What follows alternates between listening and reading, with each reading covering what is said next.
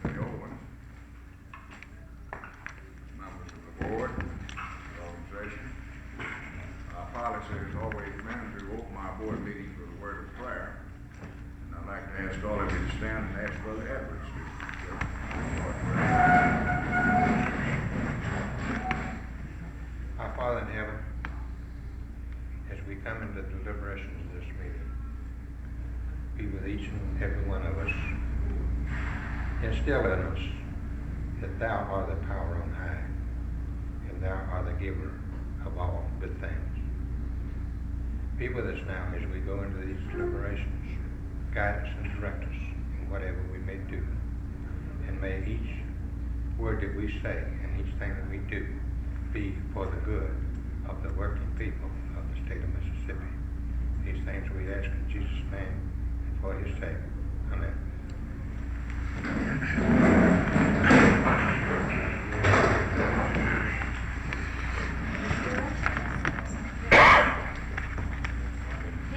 he get a stand? Now we have a few routine things, as I said, that I think can get out of the way while we're waiting on Brother Taylor. Normally we assign the duties of the full-time officers, and as you know at this time, Brother Knight is the state cont director, and I have been designated to handle the legislative affairs of the council. So at this time I want to place that matter before you, to assign the duty of cont director. We have a motion on this subject. Mr. Chairman, I would place a nomination in the name of Thomas Knight for co-director of this body. We have any other nominations?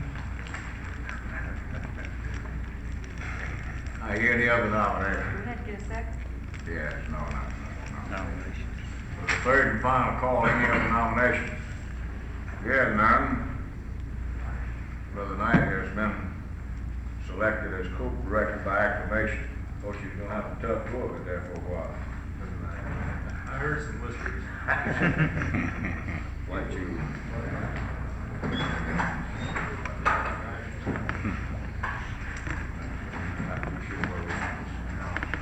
We're not too sure where we are on the ward director thing. We need to consult with the Washington people, I think, on this. Right now, Ms. Doris Kelly is serving as the ward director. She don't have to be a member of the board to be ward director. So this is one I think we can hold off. We don't need it right away anyhow. Till we find out just where we are on that. On the legislative affairs, possession to handle the legislative affairs of the organization is a legislative representative, position that I've been. Phil. Should be fine. I like to give this job. I'd offer a motion that President Claude Ramsey continue as legislative director. Any other nominations? I'm looking for competition on this. Do you have any other nominations? Move the nominations closed. Motion is to close nominations. And a second for the motion. I'll second. Any discussion? All in favor of the motion indicate by saying aye. Aye. All opposed? Motion carried and so ordered. Now, I've got a note down here that now that we have a Negro on the board, that we should designate someone in charge of the council's minority affairs. What do you think about this idea? I think it's a constructive step in the right direction. You want to offer a motion? I offer you a motion. That we establish a position of a person in charge of minority affairs. Right. We have a second for that motion. Any discussion? Not all in favor of the motion signify by saying aye. Aye. All opposed? Motion carried, so ordered. Now the floor is open for nomination for that position. I nominate Woodson. Woodson? Woodson been nominated. Do we have any other nominations? You have any other nominations? The third term, final time. Any other further nominations? None, I declare nominations closed and Brother Woodson elected by acclamation. Now, the next, we got a number of things we want to run by you. And of course, the board at this time, as in the past, will pick up the matter of setting the salaries of the full-time officers. So I'd like to place that now before the board here this afternoon. We've asked Brother Smith to come down and make this meeting due to the fact that we are getting considerable money out of his office or out of the FLCRO, and we talked with him a little bit about the salary situation. He's familiar with it. And there's a few members here on the board. My salary at the present time is $8,800. I believe Brother Knight's is $8,250. And Brother Smith's office is presently subsidizing the council at the tune of $500 a month. That's for mine. And COPE, National COPE, is subsidizing the possession tone bowls at $5,000 a year, which is $6,000 on one and $5,000 on the other. Of course, whatever is done about adjusting salaries, I think it's going to depend on the subsidy and whether or not it continues. So I'm going to ask Brother Smith, before we place this out to try to set salaries, what his opinion of this matter is. That's a good question, Brother Chairman. Well, I should report what Claude knows that we renewed the subsidy at the rate of $500 a month several months ago through the convention, and with the re-examination scheduled following your convention. I will say this, that although I don't make the determination, that's a prerogative of President Meany, I do make the recommendation, and it's going to be my recommendation that we continue. And I feel very sure you can count on it being continued. Fine. Okay, we're going to keep the money now. We talk about salary.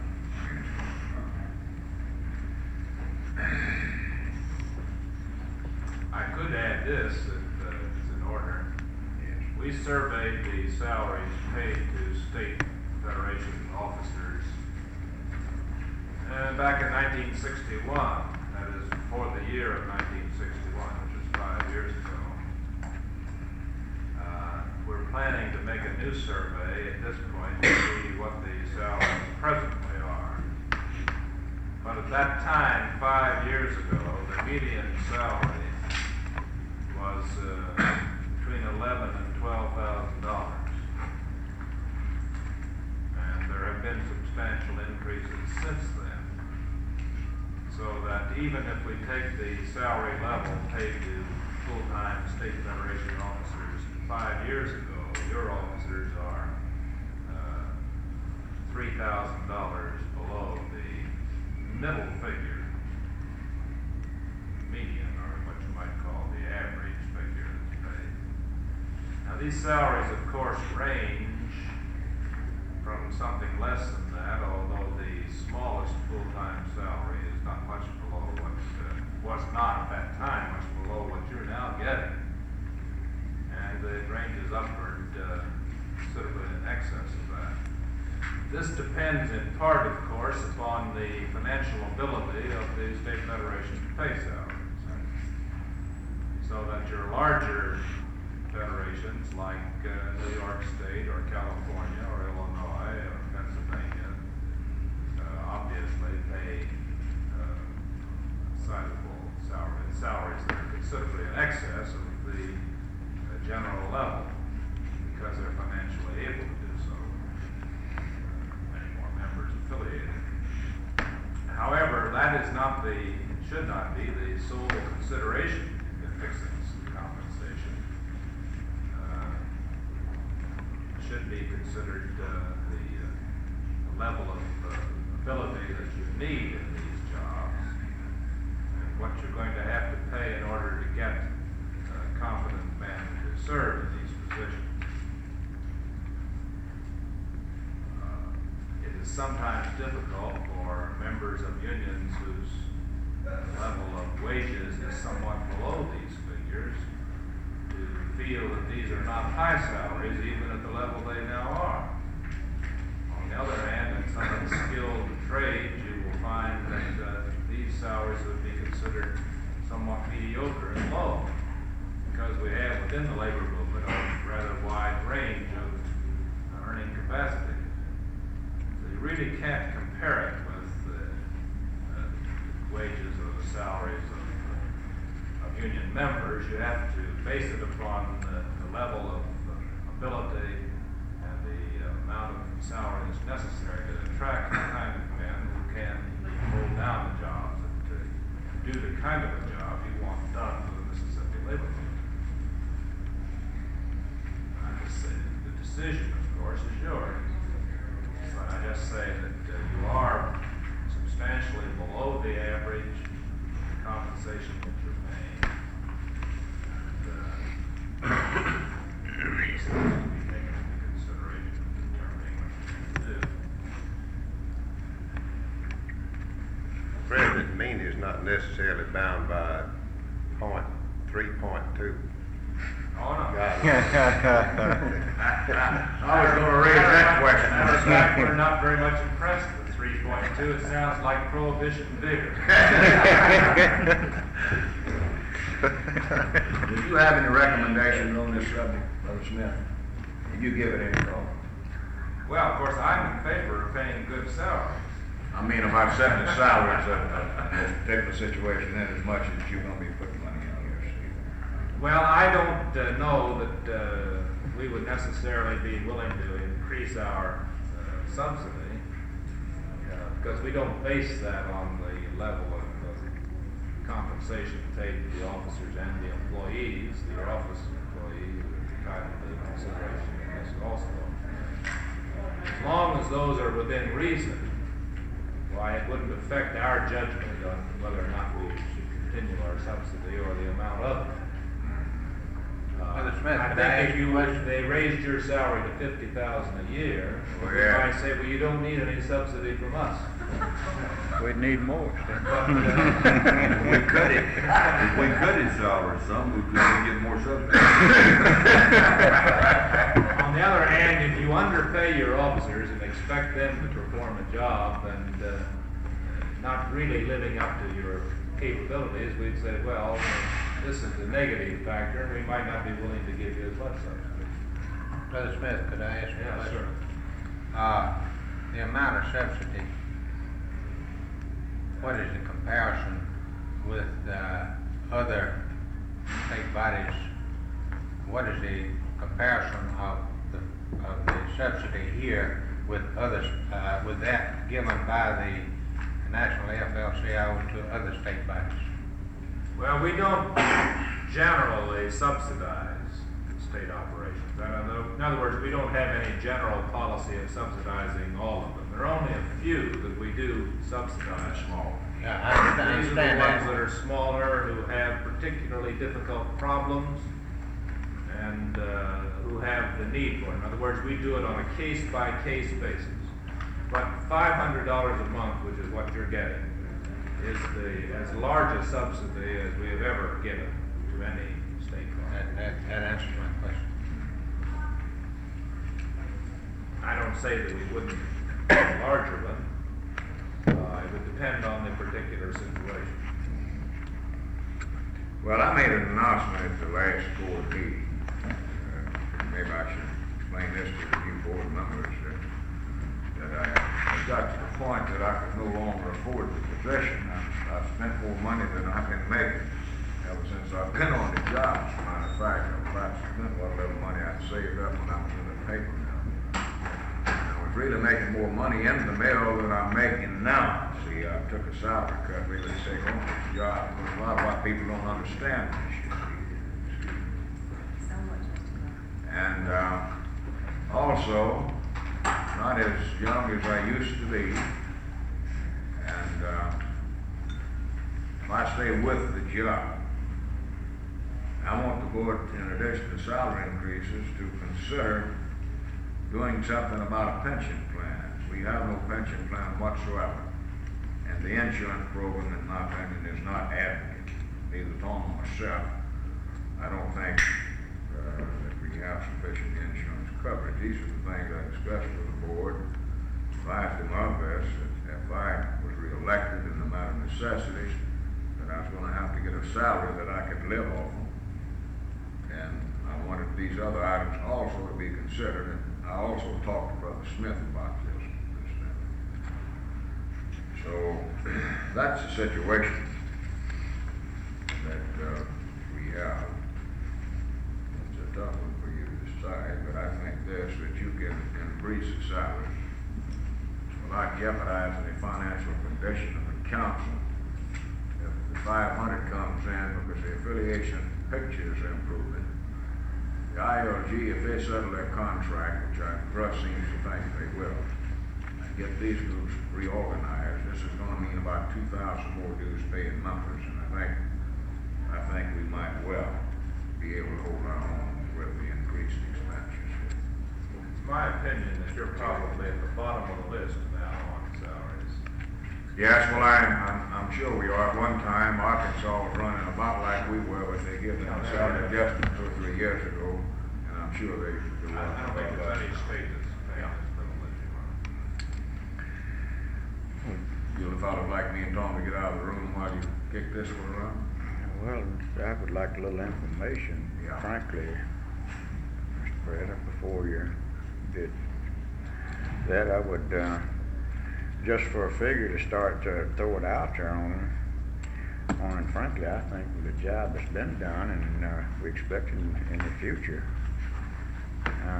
and the same proportion as probably it is at the present time, I don't think $10,000 would be out of reason at all. That's for a figure to start on for a discussion. If anybody has any other ideas, why, of course, we'd love to You're throw it covering out. one office there now. Right. President. Right.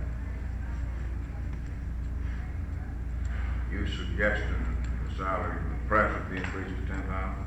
Correct. Well, I didn't get the figures at the present salary. President's salary, mine is 8,800, and Tom's is 8,250, isn't it? 8,250. Roughly, that's $25 a week. Well, I threw that out there for a figure to start discussion on. Not quite really, it's 1,200 a year, 100 a month. Yeah, Not yeah, quite a little bit $12 less. a week. Well, I'm wondering if that's adequate, or in other words, that's something to throw out here for discussion on and see what,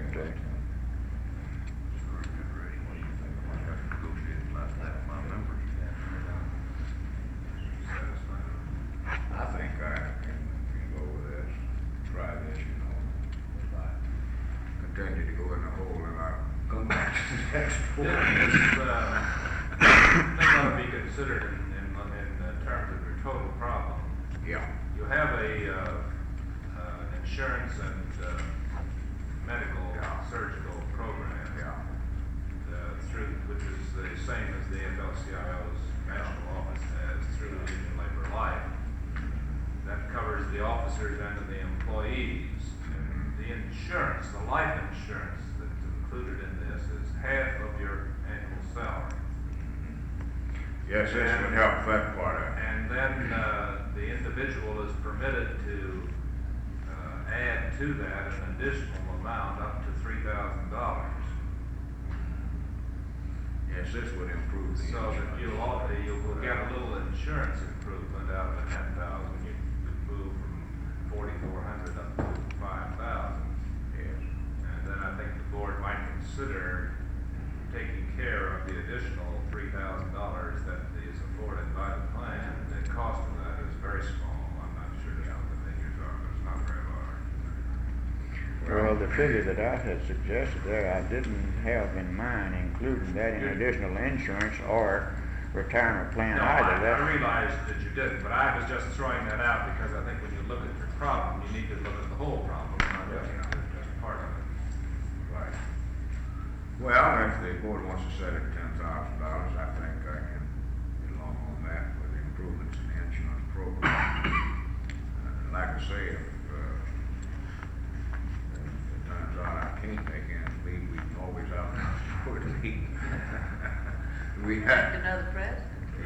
We can get another person, right.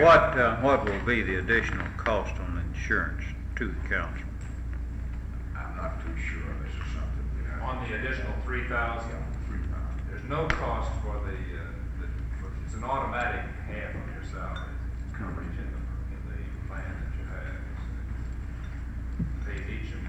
Each employee has life insurance equal to half of his annual compensation. This is automatic. Now, the additional 3,000 is optional.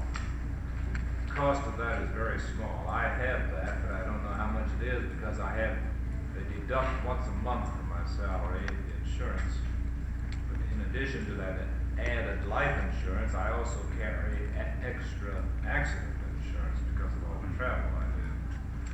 And also carry some on my wife, which is permitted in the program. And all of that together runs a little over $7 a month. So the life insurance part of it's going to be quite small. I think before we do anything on the insurance part of it, we're gonna have to come up with some facts and figures. The best way to handle this is put this in the hands of the executive committee, for, action later on when we get the information, and we can have a meeting of the executive committee and let them handle this part of it if you like. Well, that, additional. And this also applies to the pension. This is really very small amount of money. It won't cost much, the insurance. What I was getting at, that additional $3,000 that he could take himself, in other words, I was just thinking, in other words, is it the council's obligation to take that or his? It'll be done either way. It's just available. It's available. He can pay it, the council can pay it. Well, to give you an idea of the cost on this, I don't know exactly what the cost in this particular case is, but in a group plan of that kind, we have such a plan at the Ingles, and it only costs us 30 cents a thousand per month. It's something in that kind of a thing. I'd say it'd be 30, 60. 60 is about the highest on the group life. I don't think to add that insurance in all of your cases would run you more than $10 a month. Everybody, all employees.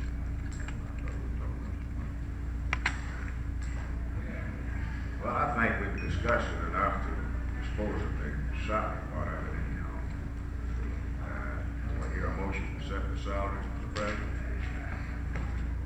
I offer you a motion, Mr. President.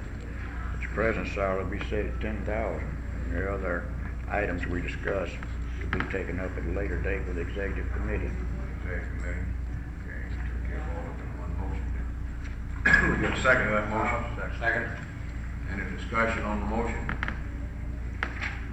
Not all in favor of the motion signify by saying aye. Aye. All opposed? Motion carried, so ordered. Now the Secretary of Treasury salary.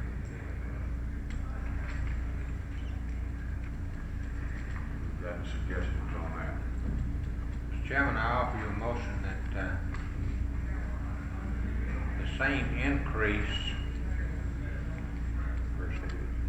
the same percentage increase, well, I don't know whether I want to use the word percentage or not, but this worked out to be $1,200. Be added to the president. I offer you a motion that the Secretary of Treasury's salary be increased in the amount of $1,200. You got a second to that motion? I second that motion. Any discussion on that motion? See, that's I thought it was $8,880 on what you said here. Huh? Present salary. 8,800 mine is. This is 8,250. Be 9,450 is what that would be the way I figure. Is that what y'all figure?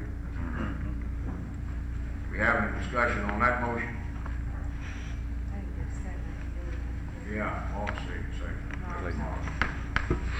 Ready for the question?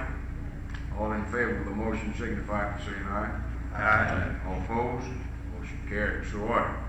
Well, you disposed of the Let pension. me ask you, Brother Chairman, do you have, does the council carry any kind of travel insurance That was my question coming up. on you? I don't think so. Workman's comp, we just got that not long That's ago. I didn't entirely even different. know it. No, No, we don't have, this is what I wanna get into. I FLCI, wanna see okay. just what we have got, what it would cost, is what I wanna see. AFL-CIO carries a blanket policy on all of its employees who travel. Al thinks it's $50,000 a year, and I'm not sure what it is.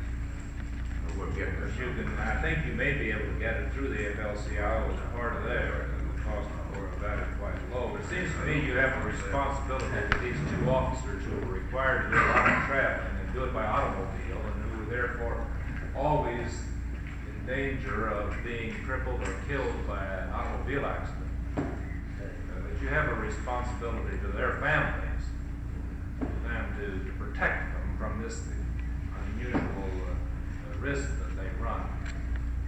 But we've already You got want to a motion. authorize, well, Well, the executive committee will take care do of it. they have power to go ahead and? Well, this motion authorizes them to do it. This motion authorizes the executive committee to handle this. I'm not sure on That's my the state. understanding of it, wasn't it? That was my understanding. Yeah, wasn't it? Am I correct on that? That was the intention That's of what the you motion. meant? I have a question in connection with that, Mr. President. In reference to travel insurance, my question is this, is the question of travel insurance for a coverage of just for the president and secretary treasurer? Is that the question, or is it for the board, for the members of the board during their travel on union business? It might well be we should consider this item that the. Reason I project the question is because we have available in CWA, the locals themselves carry, they have the option of carrying a travel insurance on the elected officers while they are in transit on union business. And I think that that should be considered for the board members while they're in transit on union business, that they should be covered with some kind of insurance. Well, I'll promise you that the executive committee will take this under advisement, and I certainly think members of the board should also be covered with travel insurance. If it comes down for board meetings and stuff like that. We will give this some real consideration, I'm sure. Mr. Chairman, I was gonna say, we discarded this workman's comp view pretty lightly. Yeah. I think you are covered on the state workman's comp act, We just do as that. long as We you're just in, do as long as you're in service of the organization. But you have to take out the insurance, we got a heck of a time getting it. We just got it, I thought we had that. Yeah, he's got it. discovered we Yeah, didn't no, have that's it. 12,500. I've been working all these years without coverage. Complete medical. Now, I was thinking of it principally from the medical aspect, because this would be complete medical coverage. The workman's comp will take care of the medical part. I'm not worried about that. The hospitalization plan we got is a good plan. I'm thinking about life insurance more than anything else, frankly. You folks know. Well, we got 2 or 3 other items we want to pick up with you. I think we know where we are. The committee can handle the insurance part of it and bring it back to you at a later date. Yes, the young lady reminds me it's time to negotiate with the authorities about her contract. I'm in favor of that too. I fit dog in here. She's been twisting my arm ever since I've been here. The policy of this has been in the past to refer this to Brother myself. Trouble is you two are too busy to sit down and negotiate with them. Yeah. I'm gonna negotiate for them then. No matter what we do, we negotiate the contract and get the approval of the executive committee is what we have done in the past. However you want to handle it, be all right with us. I'd offer a motion that Brother Ramsey and Knight be authorized by the board to negotiate with the office workers for the secretaries. Have a second that motion. I second it. Any discussion? Want to negotiate upward or backward? You just said negotiate, period. Negotiate. All in favor of the motion signify by saying aye. Aye. All opposed, motion carried 4. Brother Robbins has advised me that he can stay over Friday. We'll try to do this Friday since we got this organizer conference. In other words, if Are we they- see any picket signs up in front of the She state got them office- ready. She got them ready. I've not seen them. We never let our checks cross a picket He's got a good mail carrier, he knows it. Well, we've got a pretty good record on that all right. I can give you that. We picketed a local union down in our section long ago. We got the job done. How long does it take for this to get embarrassing, right? Well, they, first day they went in, they closed the blinds. We told him we would, but it had been sort of hot. That's the reason she didn't. It was just too hot out there on the side. Now, we got another important matter to take up. Matter of fact, we've got to take it up. Me and Tom both are practically walking with these automobiles we got. I wonder why we was talking about travel insurance.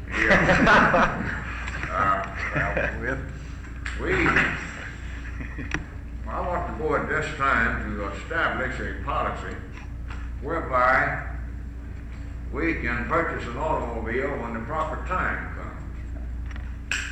My automobile has got 2 burn valves in it. I had it checked the other day. I thought it needed points. And it would cost about $150 to have the job done, so I've just quit driving it very little because I didn't see the point spending $150 on it this close, you see, the convention. During the 5th Congressional District campaign, his went out. He had to have his motor overhauled because he had to have an automobile. I couldn't let him have mine. See, about $200 and 3 cost all told, something like that. 175, which means that if we'd have been able to have traded the cars in at the proper time, we wouldn't have had this extra expense, and we'd still been in good shape travel. The board back here some time ago instructed us to investigate the possibility of participating in the rental car deal that the FLCR's got.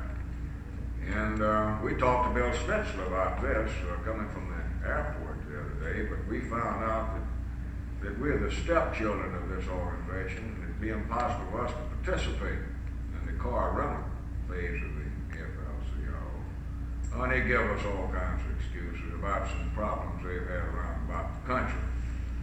And it appears, and we've checked in with other possibilities on rental agencies without any success. So it looks like the only thing left for us to do is for the board to take some kind of position here that when the automobiles get so many miles on them, that then we are authorized to negotiate with these dealers for the best deal possible as we presently do it.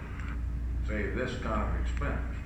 A lot of you fellows do a lot of traveling in your business, and you have a pretty good idea about how many miles you get when you get so many miles on a car, what happens to them. Now, I've got about 54 or 5,000 on mine, and it shouldn't be going out like this.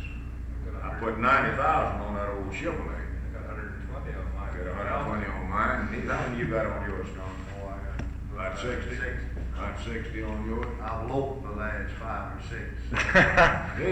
Both of these are Fords, and I understand that a lot of people's having this kind of trouble with these Fords, the valve trouble burning out.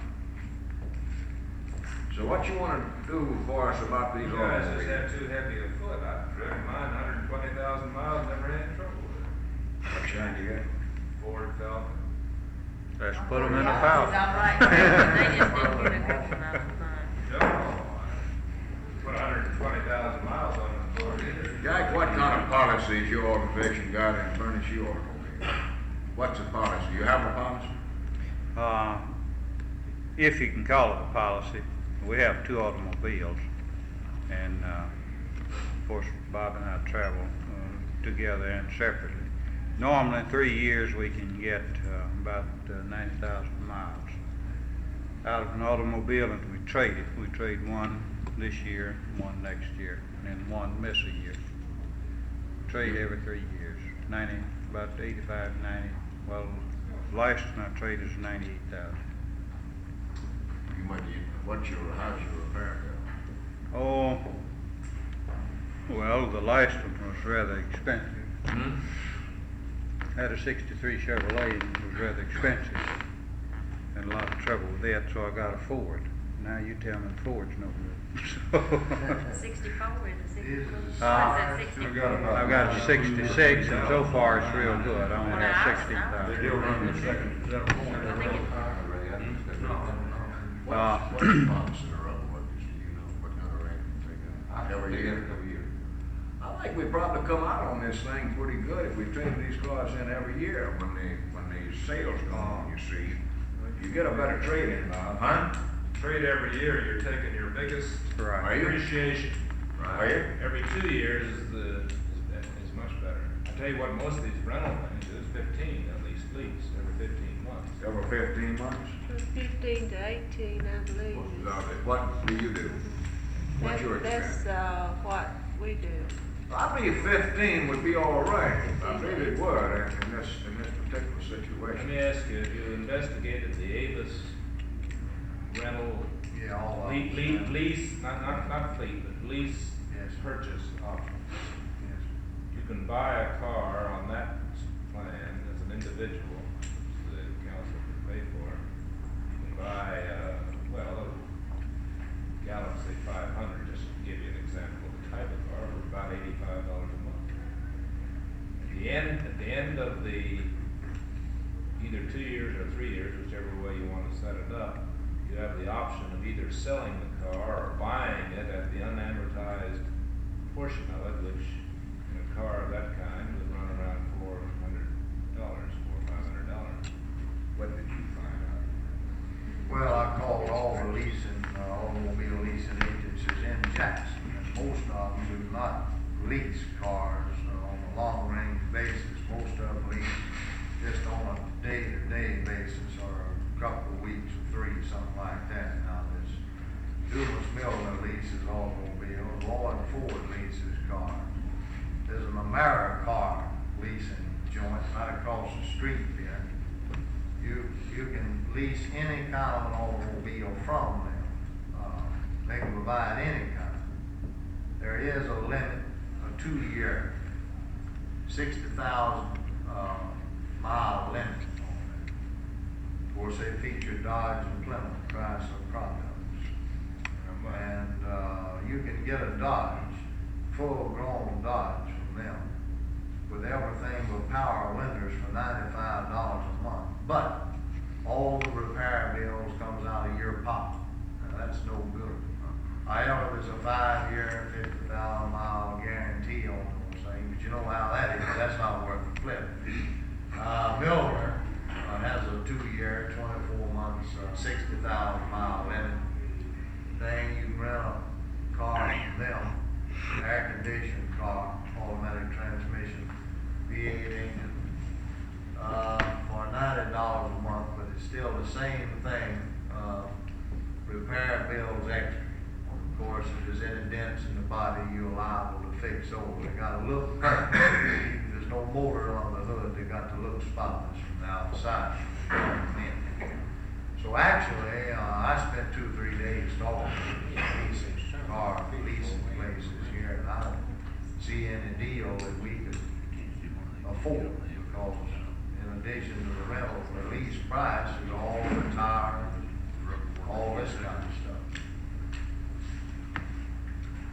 Mr. Chairman, let me ask a question. We went over kind of likely your conversation there with Brother Snitsler about this thing of the rental through the FLCIO.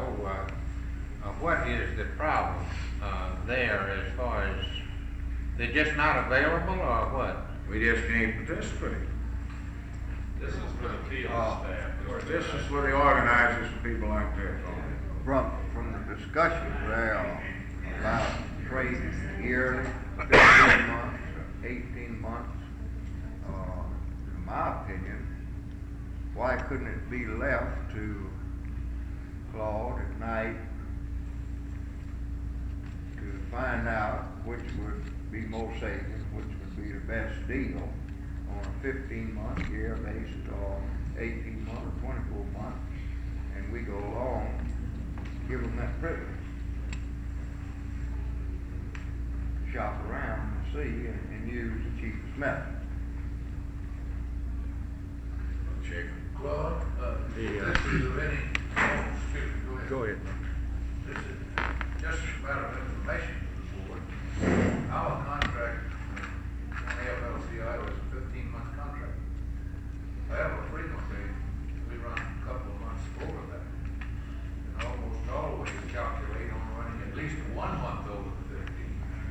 Sometimes 2, our last one was 4 months over, but ordinarily 2 to 3 months over. I understand CWA has a 12 months deal with the same company. That's right. TBI. 12 months. Steel has a 2-year deal, but Steel gets impellers with special springs and special seat padding and special back padding to strengthen your back and so on. Also, it's just a matter of information. I've noticed ads in the New Orleans paper from Buick people. Buick air conditioned, tinted glass, a little of everything you can think on for $2,900 and some odd dollars. And you can't buy a Chevrolet in Jackson for that. So if you have any interest in any of that stuff, I'll tell you something about it. I'm not trying to promote Buicks or anything like that, but they are darn sight more comfortable than a Ford, I'll guarantee you. You can't afford it. Have you checked with transportation vehicles directly? This is the outfit that handles our cars. Transportation vehicle. Because they make private, individual arrangements too, as well as those. Where do you get in touch with them at, whether They're it's in New York. I can, They're in New York. in New York? I can It's do very worthwhile. You got that information? Yeah, that's what they get that from. Arlen Drive, 7700, Mr. Charles Feuerstein. Call that museum. So, let's back up just a little way of information. The cars we had before we got to the ones that were those things we have now, we drove those 3 years.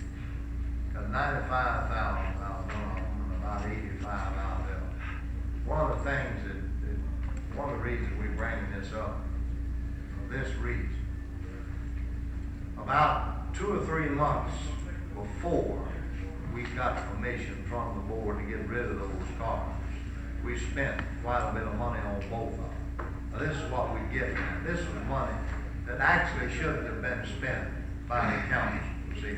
And we didn't have to spend, but we didn't have the authority to do anything about it. So we just kept driving and patching.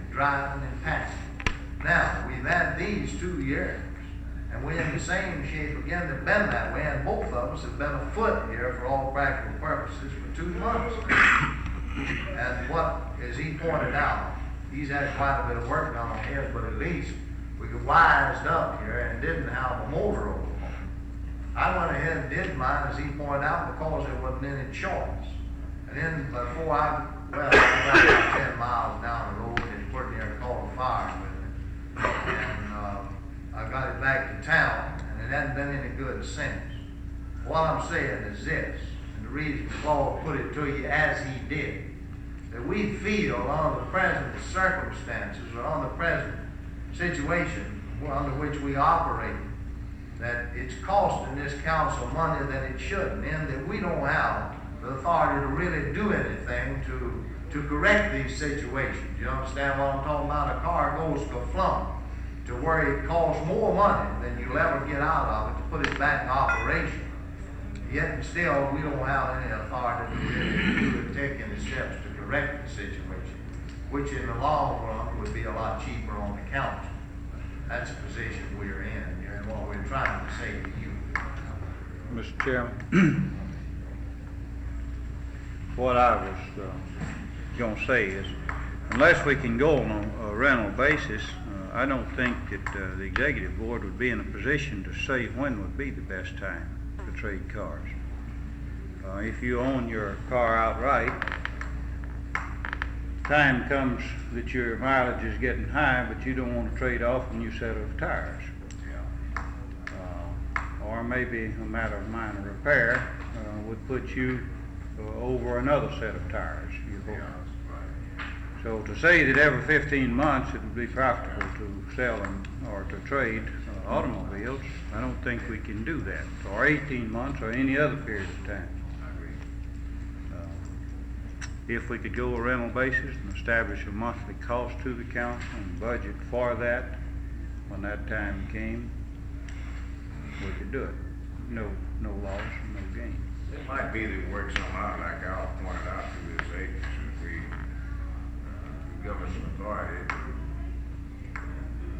course, we've got the authority now to make this check, to authorize us in the absence of a rental, working out something on a rental basis, authorize us to go ahead and do the best we can locally for the present time. You understand what I'm talking about? Because we've got to do something about the automobile. We don't either have to trade them off, or we're going to have to put them in the garage and have them completely overhauled.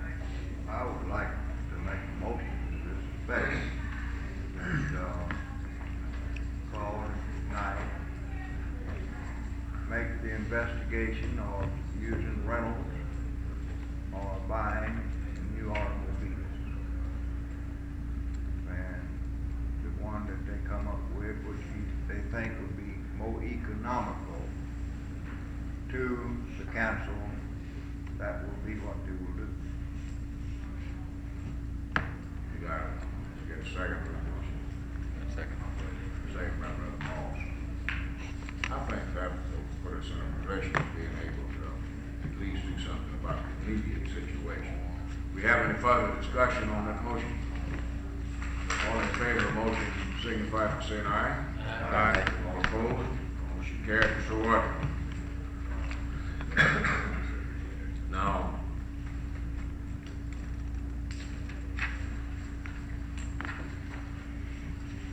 I mentioned down this afternoon the fact that Tom and I have been talking about the possibility of setting up a program in the spring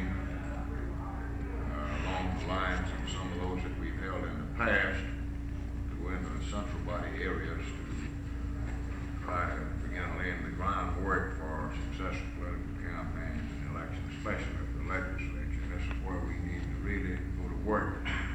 Maybe we should think about the legislature more than anything else this next time around, which includes the governor's race. If we get enough friends in the legislature, it don't make any difference who the governor is. So, I'd like for you to consider this matter. If you think it's worthwhile, put a motion on the floor and we'll proceed to make our plans. If we can't, well, we'll do it this fall.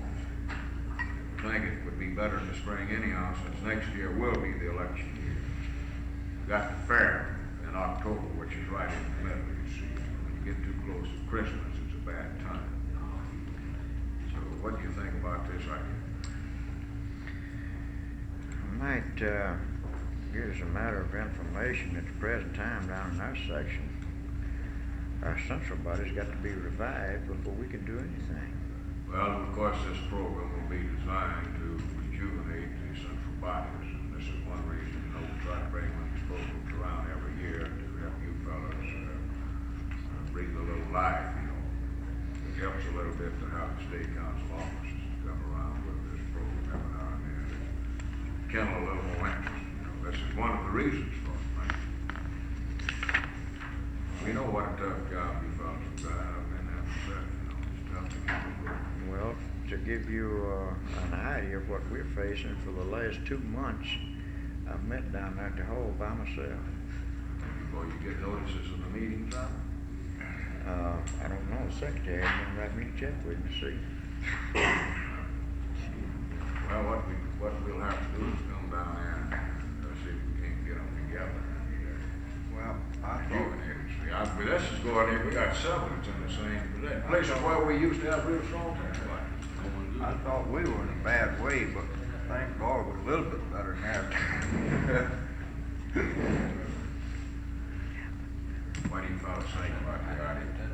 Mr. Chairman, I'd like to make a motion that we do continue with this program. I mean, set it up and develop it, yes. You get a second to that motion? I'll second. Restate the motion. Motion is that we be authorized to proceed with this program. Further discussion? Not all in favor of the motion signify by saying aye. Aye. Opposed? Of course, next year will be Coke year anyhow. We'll have a Coke convention next year also. Well, let's see here. I believe that takes care of most of the items that we need to take out, ma'am. Oh, yes. You want to explain the situation to them? You need to be familiar with it. I'm going to ask her to explain the situation we got with the office equipment, the lease of equipment we got. Well, the lease is up on the 5-year lease purchase agreement is up on the addressograph equipment. It will be up on the Pitney Bowes mailing equipment in September. Now, they quote us a price at what we can purchase this equipment. There's two separate prices, and we have already notified them that we would not purchase the addressograph equipment, but continue under the next they have a continued 3-year plan at just 1 yearly fee, and then the purchase price is vastly reduced. But the Pitney Bowes equipment, which is up for renewal at the end of September, there is not enough reduction in their 3-year price to warrant paying a yearly fee for the next 3 years. Maybe it'd be best if I gave you figures to show them the difference. On the Pitney Bowes equipment at the end of September, we can purchase this equipment for $546.59. Or at the end of 3 renewal periods, which would run us, I believe, $70 a year, we can purchase it for $455.49. That's not hardly $100 difference for 3 years. But the difference in the addressograph was a difference of $1,041 and $600 at the end of 3 years, which was $400 and was a pretty big saving. I really, in one sense, think maybe they made a misquote. I can't understand it not being that much more difference in the 3-year price. Resale on the equipment must be pretty good. It must be. That's what it must be, I guess. So Clyde was going to bring up and ask your opinion on us perhaps going ahead and purchasing the Pitney Bowes equipment and then continue our renewal on the addressograph for the next 3 years, and then we'd probably be in a position to purchase We don't have the cash on hand. the addressograph. Purchase it outright. This would cost us $546, right, at the end, well, at the end of next month. You want to have a word to say on this, Tom? I don't know if I We can thought explain since it we were right. having the board meeting, it'd be appropriate to bring it to the board's attention and be authorized now. In your opinion, we should purchase what's the piece of equipment? Pitney Pitney Bowes. Bowes, Pitney mailing Bowes. equipment, $546. $546. And continue the lease for the And next. continue the lease on the Other- addressograph. Right, 3 years. Which means that I think if we can swing the 546, if this convention upsets back too much. Well, Do all of you understand what we're talking about? in other words, we couldn't afford it, We can't- $1,600 No, we can't to afford, purchase we can't both. afford the cash purchase price for the other without putting us in the hole, but I believe we could swing the $546, which means that eliminates that monthly payment. Mr. Chairman, I'll make a motion, we go along with the secretary's recommendation. Second. Any further discussion on the motion? Not all in favor of the motion, signify by saying aye. Aye. All opposed? Carried, so ordered. What they do about this current Yes, they authorized Tom and myself to check in on the lease and see what, in the absence of that, we've been buying, we have been getting bids and, yeah. Can I say something Yeah. on that? I've just taken your 2-year audit and made a calculation of what it's costing you to buy and operate 2 automobiles. made it a loan at the bank and buy them, and then you pay off that loan on a monthly basis. Right. So you've got everything on a monthly basis. and you buy your gas, tires, Right. oil, Right. repairs. Yeah. And the cost per car per year, 2 years, is $1,854.63, which I think is extremely reasonable in cost. And something that you couldn't touch if you tried to lease it. What was that? $1,854.63 per car per year. That's buying, maintaining, and operating. You only drive at 20,000 miles a year. That's a little under 10 cents a mile to buy and operate and maintain. A little under 10 cents a mile. I made the motion. If you drive, I realize, I'm just pointing out that how well you have really come off. What's bugging these two guys is they're seeing these big repair bills at this point, and they look at their treasury and they realize that this is a heavy expense. If they trade off every 60,000 miles, you'd be able to maintain this kind of a cost. That would be the intent. There again, Stan, we didn't get to the 60,000. We got a couple of weapons, right. Well, do any of the report numbers have anything they'd like to bring up? I know some of you want to get checked out.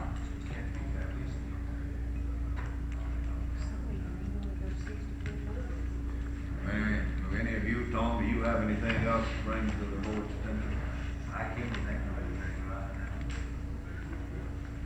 now. It wouldn't be too much trouble. I would like to get a copy of all the local unions in the Harrison County Central Labor Union districts, and the one that is affiliated with the Mississippi FLCO. Well, now you've got what I just placed before you. You got that information. You got the Labor Council's directory. Did I give you one? Yeah, you got that. You have that. That is our directory, and as I told you, it's a little bit out of date. You won't, some of the officers won't be right, and 2 or 3 of the newly chartered locals won't appear in there. Now, the quarterly standing of affiliates that we give you shows you what locals are affiliated. There.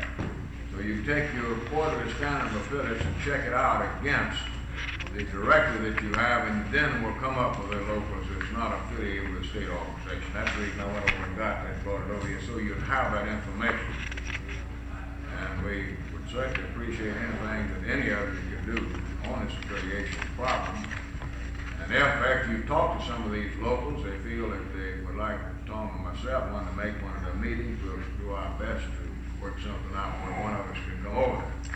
Now that we got Brother Woodson on the board, I'm going to see if I can't send him over to Vicksburg and 2 or 3 places where we've got a number of Negro locals that haven't been affiliated. And we've already talked about this a little bit, and he assured me he would. Anything else to come up? All I'd like to say is, I appreciate very much the action the board's taken while it's all contributed to my grocery basket. You won't be so thin next year. I appreciate it very much. Sure. Well, certainly I do too, yes. How, we should be notified some way, if it's not too much trouble of, too much expense involved, of the local unions when one affiliates, so we can add them to this list that we have. Well, yes, we send it, you get this, now, as a member of the board, you'll get this quarterly standing of affiliates, you see? Well, You'll get this quarterly standing of affiliates. Now, this is what the board did here some time back, and it's been very helpful, frankly. It's helped get the affiliation thing. We are sending that quarterly standing of affiliates to all of the regional and state directors, where they themselves can keep up with the affiliation thing, and it's had a lot of good effect, you know what I'm talking about. They check it out, and then they start writing letters to the unions and instructing international reps to go to work on the problem, see? So you will be getting that information, Brother D. we'll have a local to their home that's not affiliated. Yeah. And we have some that pay the money, but they don't intend to do anything. Yeah. That's just dues, fares, that's good, but Yeah. we got to have money, but still we need membership too. Oh, yeah, well, I agree with that. But Well, I tell you, I'm gonna say this, I also, You got it in the office. what's that? The address of everybody, the new board member. Well, I don't know nobody. yeah, we I don't need to pay get the them. name and, yeah, I guess we've got it all in the office, we can get it all in the office, yeah, we don't have to do that. Yeah, we got it all. I appreciate what you did here on this salary thing and everything else myself, I want you to know this. Well, I hope that you're not overly criticized about it. my standpoint on it, neither one of you are drawing the money you should draw. But, then I look back and say, well, I'm not living this way I'd like to live, but we have to live with our income. Yeah. And, we'll have to give you a raise according to the income, the money we have in the council. And the more people we can get affiliated, and more money coming in, then I certainly agree with you on that, certainly, I appreciate what you've done here. Mr. Chairman, Yeah. we one step ahead of you and Debbie, we met this Silner on this and they gave approval of this. Well, good. Yeah, appreciate We it. had the rumor of it and I think the biggest thing last year was that the membership of the delegates, wasn't informed of how the money was coming in, where it was Yeah. coming from. And, Brother Clark, said he found it out last Sunday night, or Sunday afternoon. That was 2 years, over 2 years ago. And that caused lots of locals over the state to go to holler and draw out, and some of them did draw out. They just wasn't informed. I think the biggest part of our organization is keeping the members informed. I think we've got it clarified this time, I think. Yeah. Question, Mr. Chairman, is it, usually the procedure, after such a, convention and, board meeting as this, for you to give the, press have a press interview or give the press a statement or something as to the accomplishments of the convention and the board meeting? Yes, I've got a note in my pocket now to call the UBI reporter. And of course, last night, they had you come over and went over what we've done, the resolutions adopted, and done a fairly good story in this morning's paper. So I've done it from that paper. Mr. Chairman, Watched WJTV tonight, first case, interviewed me out here at the back door, found out what I thought the accomplishment of this convention was. It'd be on the 6 o'clock news at WJTV. Thought you'd be interested in that they at least come over I'll be on the see road. what they look like. I hope I accomplished. And of course, what we'll do is to go over the resolutions and give copies of the resolution and stuff like this. Yes. Pardon me, I'm a bit tired, and I'm still not back here. And the reason I'm asking, I want to be sure. Again, back to the call. Stan and I were just talking a little more about it. Just what authority has the board given us now with regard to trading all the automobile that breaks down? I made the motion for tonight. My intention was for you to go ahead and look into the feasibility, which would be more economical to the council, whether to purchase new cars or use the rental vehicles. Go ahead and do it. Yeah. Go ahead and do it, and then this will be the policy, right? That'd be the policy.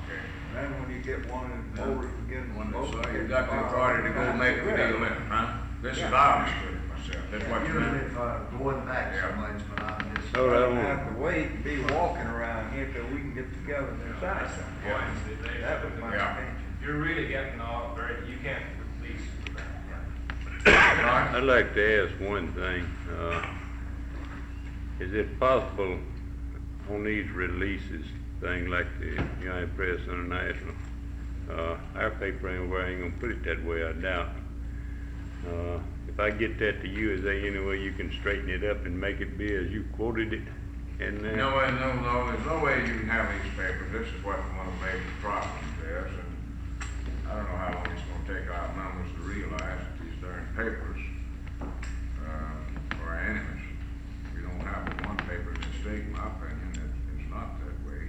if they misquote it, They From quote the you out of United Press context, they International. quote you out of context, and twist it around, and where you don't really recognize it yourself, you see. And this, of course, is the freedom of the press in operation. It's how they handle and use and treat the news, you see. Look like if they was put on the United Press International, they'd put it just the way it's put on there. No, they'll get one of those, they'll get one of those watch service stories, and they'll cut out a part here and a part, they'll use whatever part they want to, you see. There ain't no way in the world you can do anything about this.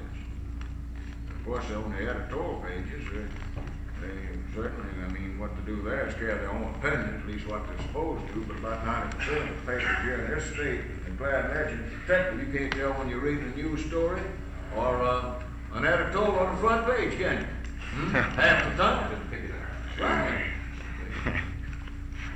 Well, it's only the thing, I understand this problem that we got here, and of course I am going to do the best I can to keep from getting involved in any of these controversial areas, not to give them the excuse to go after us from somewhere, you see. But just like this thing here that happened recently that created the uproar, when the mail, the letters were stolen out of the mail, the reporter got on with the thing, and did the story. Then the papers picked it up, the wire services picked that story up, and by the time it got over to the Meridian Star, it was a completely different thing, see? And of course, the Meridian Star, feeling about the trade union movement like they did, they were able to use that thing inside our paper with, don't you see? They done a With good us job. out. They did a They big done a job. good job. Yeah, the other papers did the same thing. Here's the situation, see?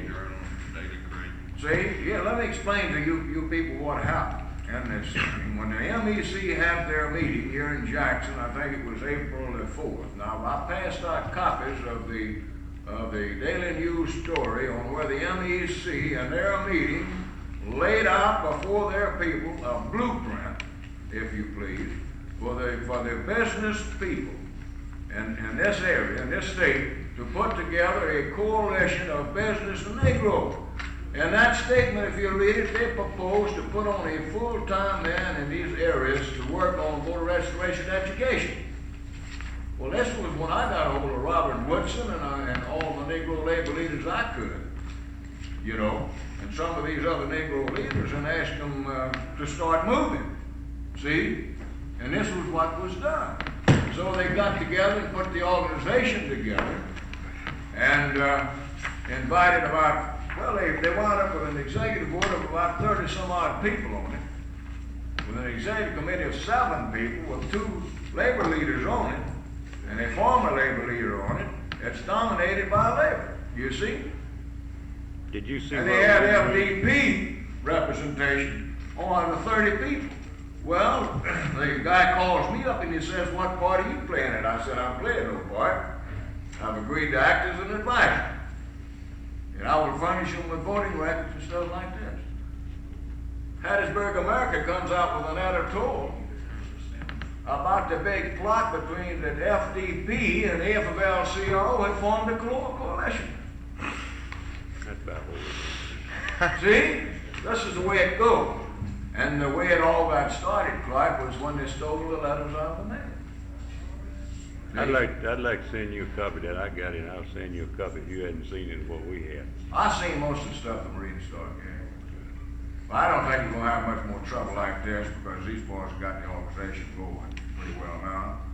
And we're going to depend on Negro labor. I've told unions after union, if you people got any better ideas about handling this thing, I'm open to suggestions. But if you want me to sit by here and let the business community do what they did in Atlanta, Georgia, form a coalition, I want y'all to listen to this. A lot of you don't know this probably. But in Atlanta, Georgia, the business community and the Negroes got together and elected a man by the name of Charlie Weltner.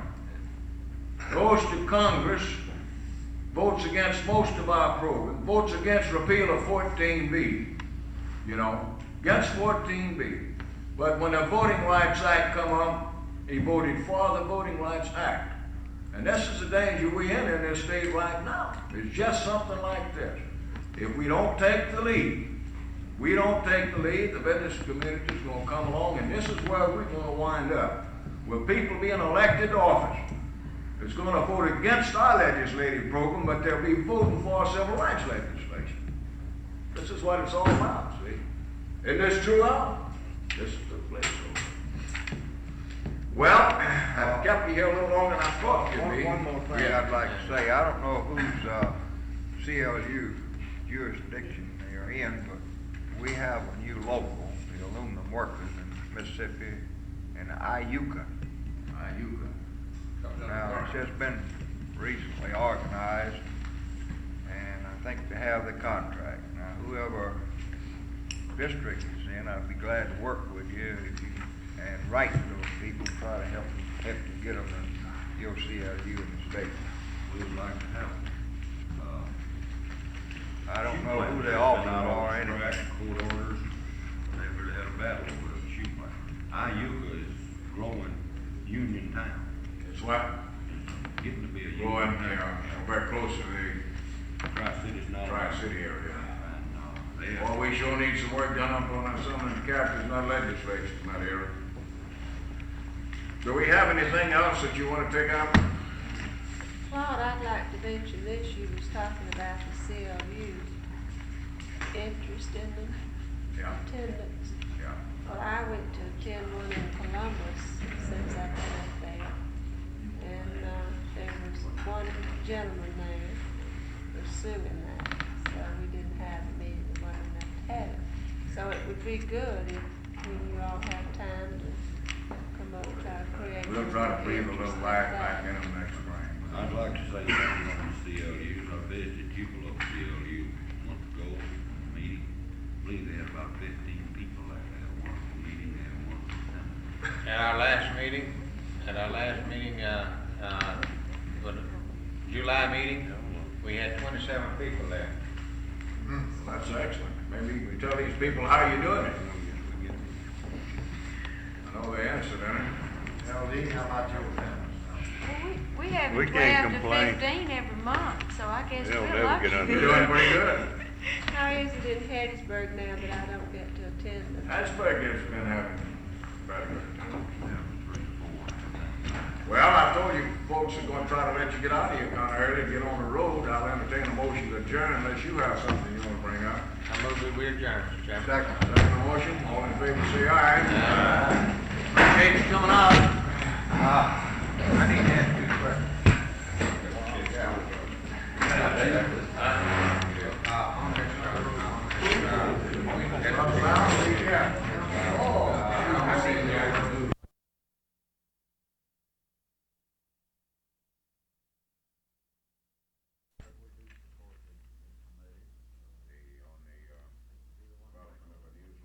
We have a second to that motion. Any discussion? Not all in favor of the motion, let it be known by saying aye. All opposed? Motion carried. I'd like to Mr. raise Ward. a question too, if I might, I don't know, used to, I don't know how often, but ever so often, a statement was sent out by the, state, office, as to the affiliations and so forth. And that hasn't been done in a long, long time, to my knowledge.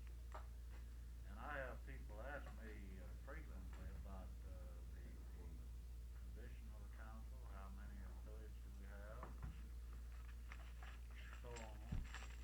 And I can't answer them because I don't know. You get ready to get that information next. I can say this to you that, we stopped sending that matter out of the office because it was being used against us. That was the reason for it. As a matter of fact, there's several people present in the meeting can verify this, and we went back and checked the minutes and what have you, and we found out where there's never been any instructions given, any action taken to do this. And on our own initiative, we decided it would probably be best not to send this information out. Our enemies were actually using it in some cases. Now, Russ can tell you that down there. He and I had quite a discussion about it one time. Right, Russ? That's true. I think if this is made public information, there's no question about what they can use it against us. But on the other hand, when you're on board as in the dark as to the true situation, then how can we do a job? Yeah. And certainly, I know I'm in the dark. And I'm That's the next pretty item, sure is most the of them are. affiliation problem. And matter of fact, this will wind up when we get through with this. Well, it could be number. made available to the board. Mine? I think it The should list could be made available to the board. The list made available It to the could board. be to the board, Well, if you like that, that certainly but at would the be same all right. time, it's, This thing was sent out to all local unions, you see, and here's what happens in this yeah, I thing. don't think it should go I don't out know to who them. does it, but we got people in this organization, when we send something out, it winds up Mr. Charles Hill's hands over here. That's right. You see what I'm talking about? This was the reason it was stopped. Now, if you'd like to get a motion out here and that this information be sent out, well, what we done it on a quarterly basis, wasn't it, Ms. Sullivan? Yeah. That a quarterly report on affiliation be sent to the boards, and that would be something else, and certainly we wouldn't have no objection to that. Well, I think it should be done because, Yeah. I think the board at least should be fully aware at all times Well, yeah, the board should. of Affiliation the thing. true situation. Yeah. For instance, I didn't know Natchez had pulled out. Where'd you get that? I think we ought to have that information. I'd like to offer a motion, let's get it in the record. I'll make a motion that, The quarterly report on affiliation, on standings, Quarterly, yeah. standing, affiliate Send standing, to all all board members, all right. And that this be marked, I'd like to amend that motion. Confidential? That this be marked confidential. All right, okay. accept it. Confidential, okay, well, we just put that in the I'll motion. just include it in the motion. Yeah, include it in the motion. All right, we have any discussion on that motion?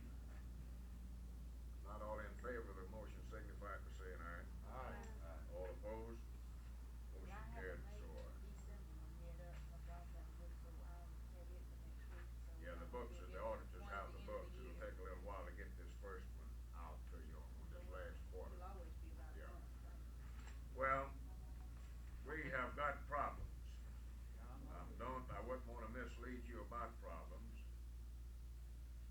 Frankly, it's not as severe as what I was afraid it might be after the convention and the fight that we had with this particular element. We have lost, since the last convention, in the form of disaffiliates, 2,300 members. We have picked up several local unions. Let's see, there's 3 or 4 local unions with a total membership of 429, which means that the total loss thing is better than 1,500. I went down the list of the locals that we've lost, and there are several locals that have withdrawn and so forth for reasons other than the plan activity thing. We also have possibilities here of a number of new affiliates. Startline is one. We found reason to believe that this group is going to affiliate in the near future. What was that figure we figured we had to stay in numbers right now? 16,500. Just 16 plus our IOP. Yeah, 16. Now, our monthly budget is based on actually, in order to break even, I give you all a copy of this. It's the same one the board got at the last meeting. We haven't got the books back, as I told you, and I want to sit down and go over and try to set up a budget based on past year's operation, but it's going to run about the same. With the subsidies that we receive, it's necessary that we have an affiliation of 18,000 members just to break even with current operation. That means that we've been going in the hole for some time now. Understand what I mean? Been operating in the red. Now, of course, I've been in constant contact with the people in Washington about the problem. One of the main reasons I went to the Washington meeting about a month ago was to review this thing and find out exactly what we could expect from Washington concerning maintaining the organization. wrote Stanton Smith a letter to the effect that because of this problem, it is feared that the council was going to be forced to reduce its staff to a one-time operation, one-time full man.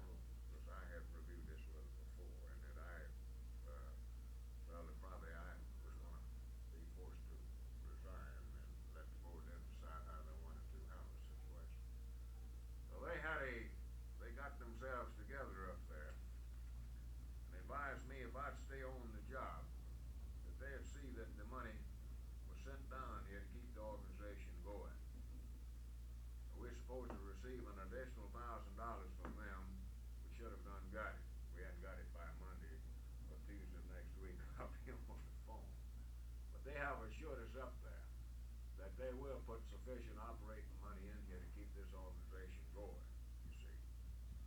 That's where we are right For now. how long would they do that, you reckon? Well, they didn't put any time limit on it. Now, of course, the subsidy that we're receiving now amounts to better than $900 a month. If you recall, Stanton appeared before the last board meeting and reviewed this thing with us. You remember we reduced our per capita tax from 22.5 cents to 20 as an inducement on the affiliation thing, and they agreed themselves to subsidize further the organization to maintain 2 full-time people to the tune of $487 a month. We were already getting $416 out of Coke to maintain a full-time Coke director. See, in essence, what it amounts to now is that 2/3 of the salary of Tom Knight and myself are being paid out by Washington. So frankly, if you pull one of the men off and the subsidies pulled out, you're going to be in worse shape than you are right now. That's what it gets down to. You follow me? Yeah. Because actually more than the salary of one person is being paid by Washington right now. Now I have, frankly, I have to give this thing, there's nobody giving any more thought and worried about it any more than I have. I've had to make a real decision on it, and I've come to the conclusion that I was going to have to make up my mind, either stay in or get out. So I made up my mind to stay in, and I just finished making a transaction yesterday to buy a home in Jackson. I'll have my family up here as soon as school is out. And I'm not going to give them the satisfaction of running me off. They're going to have to get me. Now, that's how simple it is. If they'll help you out any. And if Washington has assured me that the money will come in, that's the thing that's been bothering me. Now, we got some good prospects of building the thing up. If we've hit the rock bottom, which I think we have on the affiliation thing, then I think we'll begin to move forward. Frankly, we know that 1 or 2 locals that have dropped out will be back in before long. We've got them working on them from Washington and up and down the line. Papermaker situation in Natchez is about the worst one we got, I guess, because this Ku Klux outfit has moved in there and pretty well got control of not just the papermakers, but most of the locals in the area. And as Mark Fisher, the regional director, pointed out to me, the first thing we're going to have to do is get in there and clean the local union up and get the right leadership in control before anything can be done. It's not just an affiliation thing here. See, most of the locals that we lost since the convention, of course, were the ones that opposed the TV. I can run over the locals that have dropped out, if you like, since the convention in the last 6 months. And I can give you the number of members they got. Well, actually, I just want to know the Give us the numbers too, it won't take but a minute. Asbestos workers in Jackson, 35 members. Boilermakers in West Point, 19. Carpenters in Tupelo, 50. These first 4 locals is another problem other than the race thing. Chemical workers, 503.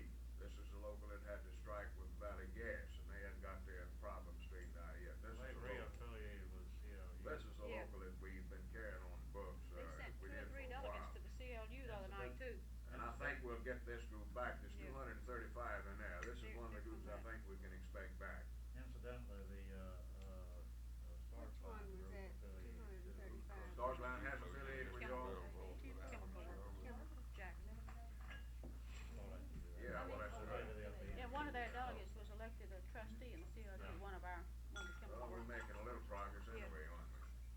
better affiliate with us. I'm gonna go down and direct the office as much as work as we done in this council office doing that organizing campaign. If we don't get that group affiliated, I'm gonna shoot somebody. All right, CWA in Brookhaven, CWA in Greenwood, CWA in Macomb. That's a total of 150, a little over 200 members. A little over 200 members there. Of course, we lost the co-CWA local before the convention. They had got a hold of them. IBEW 480 in Jackson, IBEW 1873 in Vicksburg. We got reason to believe that 480 will be reaffiliated shortly before long. Where was that first one from? Jackson. 480 is in Jackson. Was it a race situation? Yes, that was the repercussions from the TV thing. Oh, yeah, I know what group you're talking By the way, don't let me No. give you a report on the TV petition.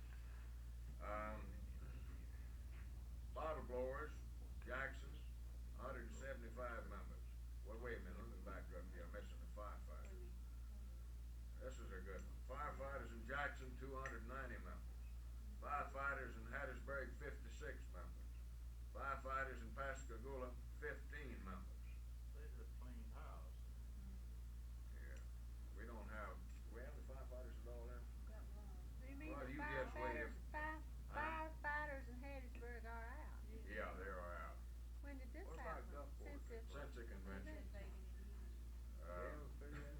Have we got Gulfport that. stuff in the? There's one affiliate, now which one it is, it's bound to be them, Yeah. it's not on that list. Well, that is, I think we can get this thing in Pascagoula. Of course, it ain't with 15 members. I think we can get them straightened out. Frankly, I thought they'd be at the CLU meeting the other night, and I could talk to them all about this. But the big one, of course, is the Jackson local, the big local, and I'm just waiting for the legislature to convene. These boys, I've put in more time over here with them and they're doing legislation than the other outfit. It's gonna, if they stay out of it, it's gonna be giving me a great deal of pleasure to advise these people what the fight's alive for. You know what I'm talking about? Because they're solely dependent on legislative action to make any progress. It makes a lot of sense, doesn't it, for them? They can't do the labor movement too much good, but the labor movement can do them. Can sure do them some good. Yes, sir. But, Right. Let's see, I told you the bottle blowers, Jackson, 175 members. Glass and ceramic, this is another group here that's another question. It's not the race thing. 20 members, that's that thing out at, what's the name of that place? Flowood. Yeah. Jackson Jackson Tile. Tile. Jackson Tile, of course, they had problems. Actually, they've never had a union. They've never really had a They don't really union. know what. So you can't really consider them. IAM in Pascagoula, 1133, 200 members.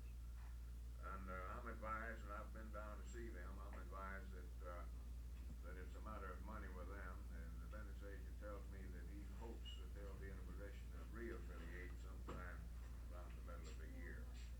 Well, that might give you a little enlightenment on that. What'd you say? That might give you a little enlightenment on Yeah? that. It is not financial problems. It's not financial problem? No. Well, they're lying to me then. Yes. Is it the race thing too? I think the whole thing in the shipyard ties into the race question. We got, this is one of our major problems in Jackson County is the shipyard groups.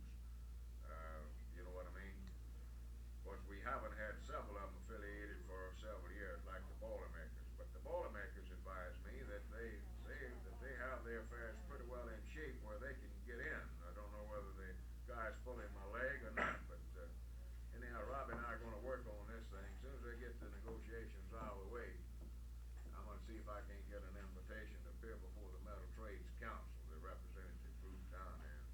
If we don't do anything else, we're going to give them a few facts of life. The IAM down there has approximately $10,000 in treasure.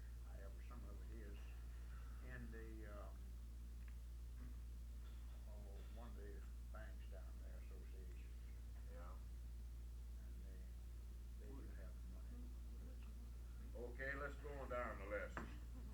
He told me something about they had some money, but was tied up in something. I forget what it was. That's, Building Loan Association. Well, he didn't lie to me then, all the way. He told me that they had the money was tied up, they couldn't use it.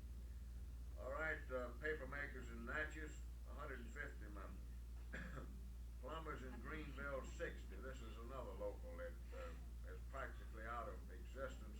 shut down that base over there, most of their members were thrown out of employment. This is Oaks' local. It used to be on the board, 60 members. Which international? That's plumbers. Plumbers. Plumbers in Vicksburg, 50. In fact, this one is the same thing. The race situation's in the picture here. Putnam Sulphite in Brandon, 120 members. Of course, you know what the situation is there. This is the citizen council thing. A total of 2,300 members. And I told you, we picked up IBEW Local 1210 in Law, 53 members. GBA Local in Jackson, that's bottom lowest local in Jackson, 36. ILA in Gulfport, we finally got them, Brother Nikkei, you'll be interested in this. Got ILA, 200 members. IBEW, Which one? Wilson Evans in color. You did get 'em. Got them, yeah. I went down there and collected the money personally, brought it back with me.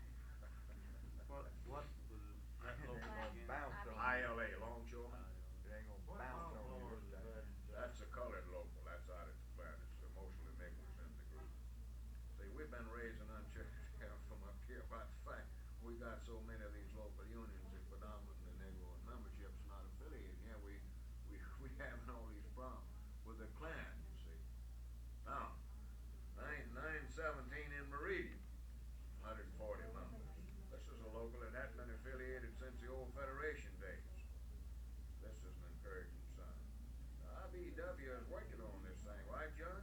That's right. I think we're going to wind up with all of the IBEW locals affiliated in this state, with the exception of a couple of small ones in Natchez before long. We got a little small local at Mossborn I think we can get. We got a new one here in Brandon that I know we're going to get. The cable group out here, because they've already assured us that they would.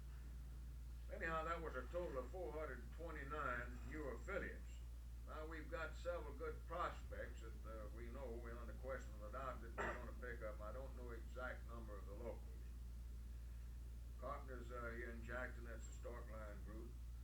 The laborers here in Jackson are in arrears, and the president of that organization, who is a Negro himself, has assured me that he's going to see that this local pays their dues up. The problem here is the business agent, so we've had to go around him and get to the president. I talked with him personally about it, and he says they will get in shape. Is the business agent white? White. Yeah. Chemical workers 749 in Jackson. You met with this group last Tuesday night, didn't you? Mm-hmm. We have good reason to believe that we'll get this group. This is the group that they took away from the Teamsters. That's That milk. that mill. They had a delegate at the CLU last time, too. Yeah. They affiliated with us, brought that check. affiliated with us Well, of Sure course, did. we stress an affiliation at both levels. When we get in here and meet with them, it's the CLU and the state level. You see what I'm talking about? And we're gonna, 608 Moss Point, who is an all-nigger group, I made their local union, Friday night was a week ago. They voted to affiliate. I wrote them a letter yesterday and sent them the blank. We haven't received it yet, but that's another local that you can add to this list. international There's something over Putnam 200 members of that. Putnam Sulphite in Moss Point. This is an all-nigger group. By the way, B.C. Smith went to the meeting with me that night.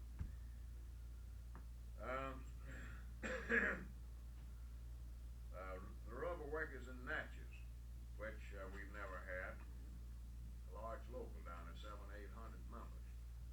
I talked with the business agent of that local, was it week before last, and he tells me, do you think if I can make an appearance now before the local, and he believes that that local will affiliate 700 members, so I've got them on my itinerary for February the 15th.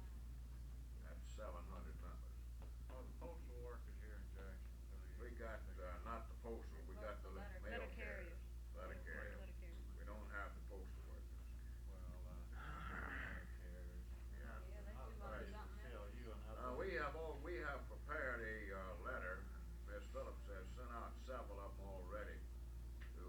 I went down the list and made up a list of groups not affiliated that I felt we might make some progress with, and we're doing a special mailing and sending them a copy of the Vital Links. Y'all have all seen that, haven't you? Vital Links explaining the functions of CLUs and state councils, and of course we're doing that in addition. Has there been any contact made with this boot and shoemaker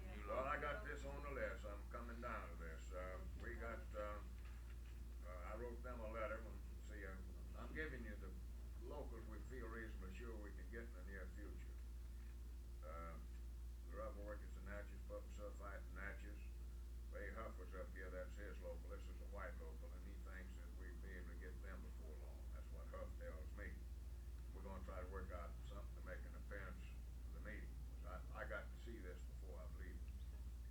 Boot and shoe workers in Boonville, we got them on That's the what I list. was talking I wrote them a letter last week. We got the list of officers back and the meeting dates, and I requested that Brother Knight and myself be invited to appear before their next meeting, and I forget what that date is. 15th of February. We hope we can get this. Now, I've asked Brother Taylor here to contact and get us lined up with the rubber workers at New Local in Columbus. Have you been able to contact them yet? No, you haven't. But this is a local that I don't think is any question about getting over there, the New Local. New Locals, if we can get them right at the outset, this is our best bet right now. You have an idea how many people's in that plant? Roughly about 100. About 100? Would you say, when you say so, as far as you know? And of course, I told you about 6 or 8 more. 90-something folks came in there. This is about it, unless we got some questions. Yeah, that's all. I mean, I don't think it's any question there, unless the board has got some things that they want to bring up, and unless we have a lot of discussion, then we pretty well finish the meeting. I'm just giving you a report on affiliation. Claude, Now, did the retail clerks ever affiliate? what did we finally do with them, Pecky? Yeah, We got them at one time. they're didn't we? affiliated, We yeah. still got them? Yeah. I know Leon Shepherd, they use our Yeah. hall at Columbus. Yeah, they fit. We finally got it. Aim to plan thing. Claude, I believe you left out a couple of groups that you can expect in the very near future. Oh, yeah, the fishermen? The Fisherman and the ILA and Pascagoula. Well, we've got the ILA here, but we don't have them there. Now, of course, they're gonna affiliate Oh, that's with you. right. That's We've right. had that group for the past year, ILA and Pascagoula. Yeah, Robbie, I wanna put that list on there. That's the butchers, Amalgamated ain't meat it? cutters. Meat cutters? Meat cutters, this is a group of pogie fishermen that's, was organized down in that area. Trash fish. Manhattan fish where they make this meal. You've heard of it. Well, let me ask y'all something. I've told you pretty well what we're trying to do, and frankly, I've tried to spend as much time as possible, Brother Knight and myself both have, as a matter of fact, on this affiliation thing, and it's been a terrific thing to try to keep everything else going and try to concentrate on this as much as possible, too. We're doing everything that we can think of doing. That includes, of course, working at the Washington level through the international unions and Stanton and that group, doing everything they can, and I think that is beginning to pay off, particularly with people like IBEW. I think this is how the Baron working down through the channels there on it. Let me read you a letter here that I wrote to GX Barker as an example. I want you to read this letter back to me. I said, Fraternity U.S. GX Barker, International Vice President. Have you talked with that man since? Oh, Gentile? Oh, we've been talking before this letter was ever written. You better believe that. What was his reaction to that letter? Oh, I hadn't talked to him since this letter, no. That's what I was. No, I hadn't talked to him since I did it with Galat last night. Of course, I done something else at Jack's suggestion. I discussed this thing, by the way, with Jack Schaefer, before I done anything, because I felt that, hey, he ought to know his organization. He would be in a better position to judge what would be best. And I wrote this letter to Barker at his suggestion. I also called K.M. Holloway up in Atlanta, who's with the apprenticeship people, who used to be a vice president, all of you know, and asked him to help us out. So he sat down and wrote the executive board a real nice letter, and I should have brought it over, and sent us a copy of it. So we're working on them. And in addition to this, I know a lot of people personally, got some friends in that local union, good members. They're not gonna sit by, they ain't gonna get by with this. They'll have back in here. As soon as they get the contract negotiations out of the way, the shipyard, and things settle back down to normal, 33 will say affiliate. I'm convinced of that. Yes, ma'am. Yes, we're about to. It's about much time as they got here with an Well, that's pretty well it, unless some of y'all have something you want to bring up before the meeting. I would like to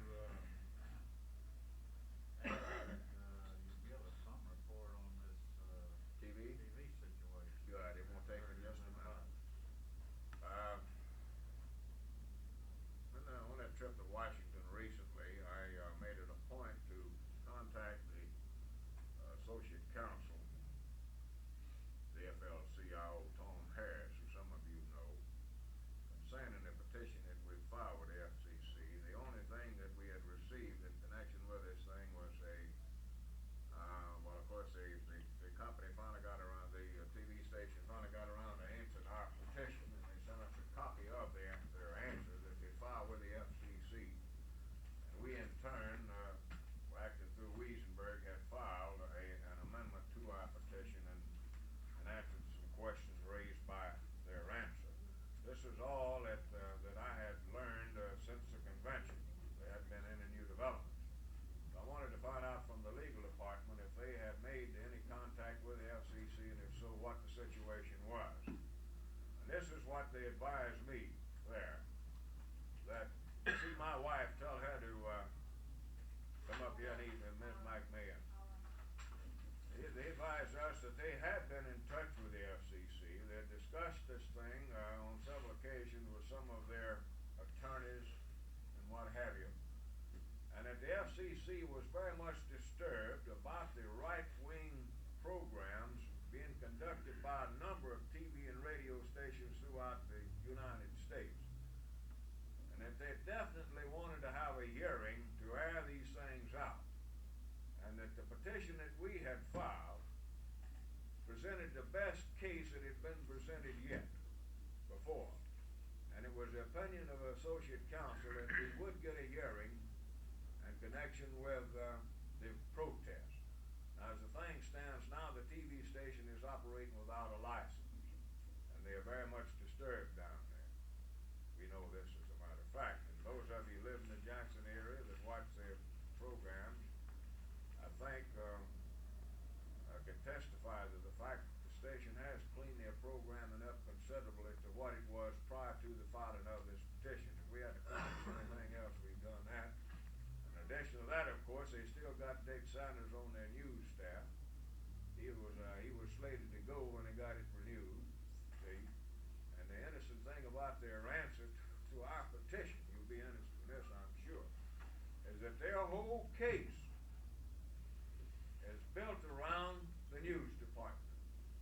I mean, the guts of their answer really comes down to the programming of the news department. Well, you know what it was. One of the things we're disturbed about that Dick Sanders was going to be kicked out, then they start slanting news, like some of these other things. So I think we've accomplished something, even if we don't stop the license from being renewed. We made them clean up their programming, and Dick Sanders is still there and doing his usual good job. That's pretty well it, right? Anything else? Is food on the way? Should be now, isn't it? Is it out there? When all that Now, you get up, if you yeah. will, take your material and lay it over, you know, on the chair. I guess they're going after the checkbook, huh? They'll pack after lunch with the checkbook, so when. Well, here's what we do. You've got vouchers, haven't you? Those of you who's going to have to fill out expense vouchers, huh? Yeah.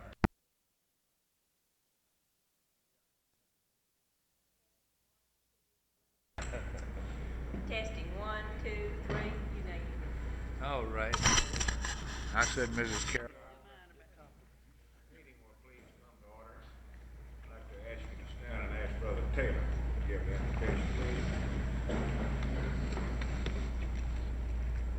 Our Heavenly Father, we thank Thee for this occasion that brings us together, for this opportunity of service. We thank Thee for the Lord's Day, and in the absence of our having the opportunity of attending a house of worship, we pause at this moment to pay our vows unto Thee. We ask Thee that Thou will bless us individually and as a group. As we attempt to attend to the business at hand, may we be led to do Thy will. May it all redound to Thy name, both honor and glory. In Jesus' name we pray. Amen.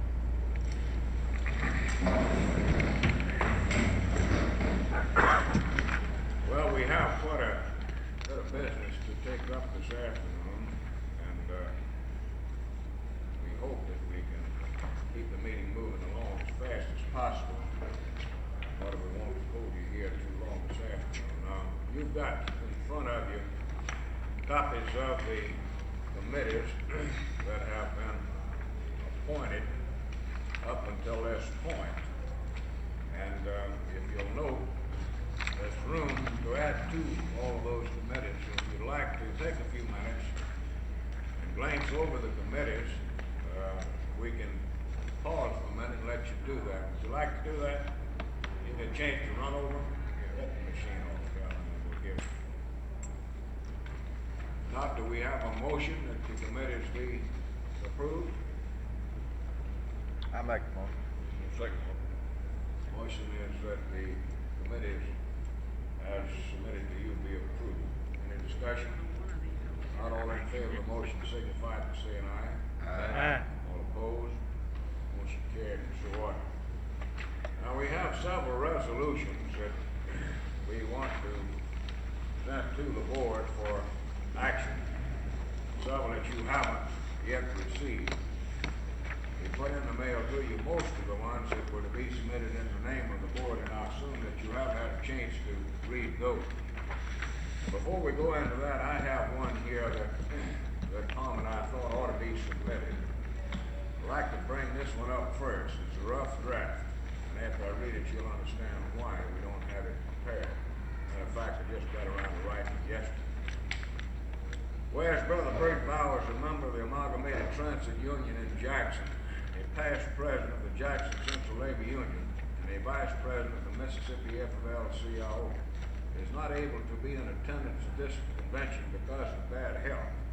Whereas Brother Bowers has devoted many years of his life to the trade union movement and has done much to make this state a better place in which to live. And whereas the officers and delegates to this convention have missed the presence, advice, and counsel of Brother Bowers, now therefore be it resolved that the delegates to this convention wishes a speedy recovery to our brother and looks forward to having with us again in the near future. Respectfully submitted by the executive board. Brother Bowers called, he wrote, and he has been in bad health for some time. I thought that out of courtesy we should submit such a resolution. What's your wishes on the resolution? I think it's fitting and proper that a resolution of that nature be submitted. Would you like to offer a motion to adopt it? Yes. I'll second that motion. Motion is to adopt the resolution on behalf of Brother Bowers. Any discussion?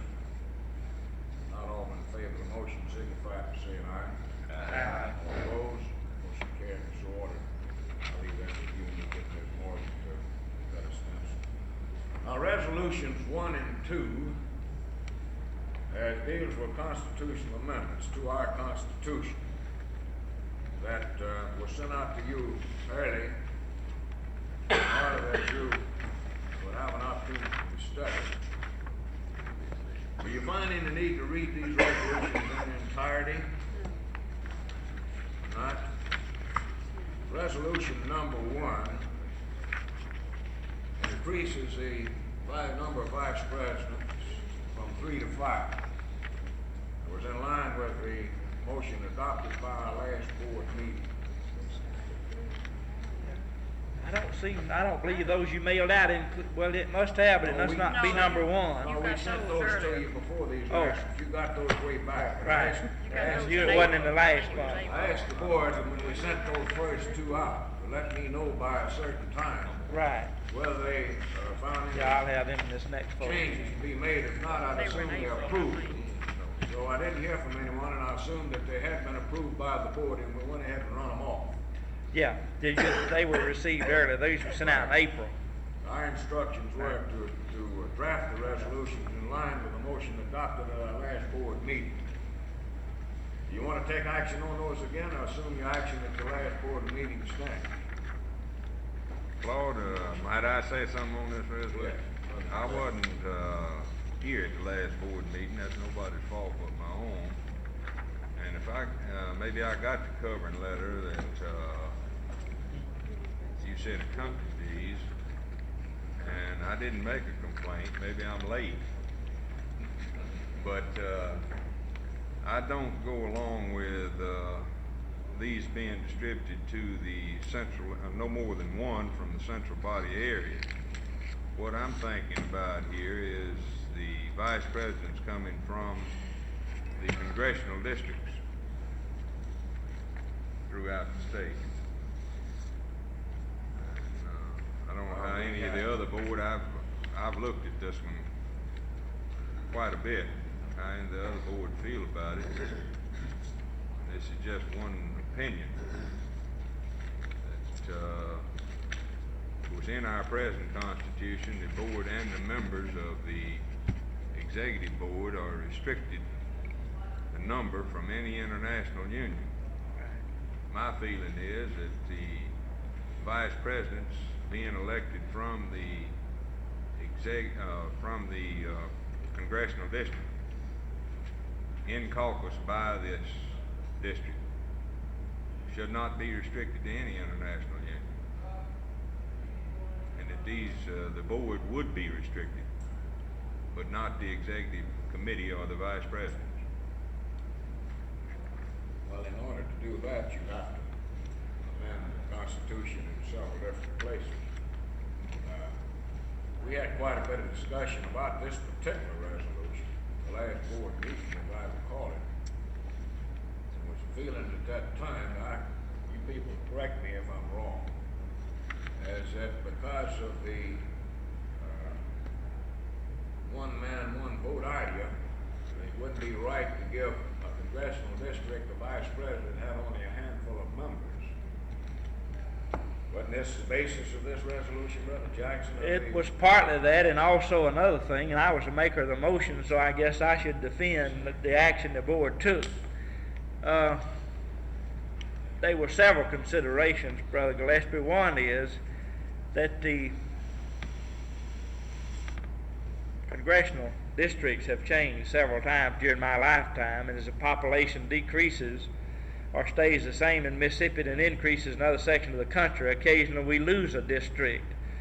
And if you really had it spelled out, 2 congressional districts, and every time you lost a congressional district, you'd have to decrease the size of your vice presidents, or either find some other remedy in which to distribute them. And of course the same would be true if it increased. In my opinion, what we were really trying to accomplish, and I was the first to agree, fact of business, I've felt this way for some time, that there was too small an executive committee for the size of our organization, and it was not properly distributed. And I personally felt that if you said that you could have more than one from a central body district, this would give a chance to distribute to 5 throughout the state, and you wouldn't have 2 people from in the same area of the state.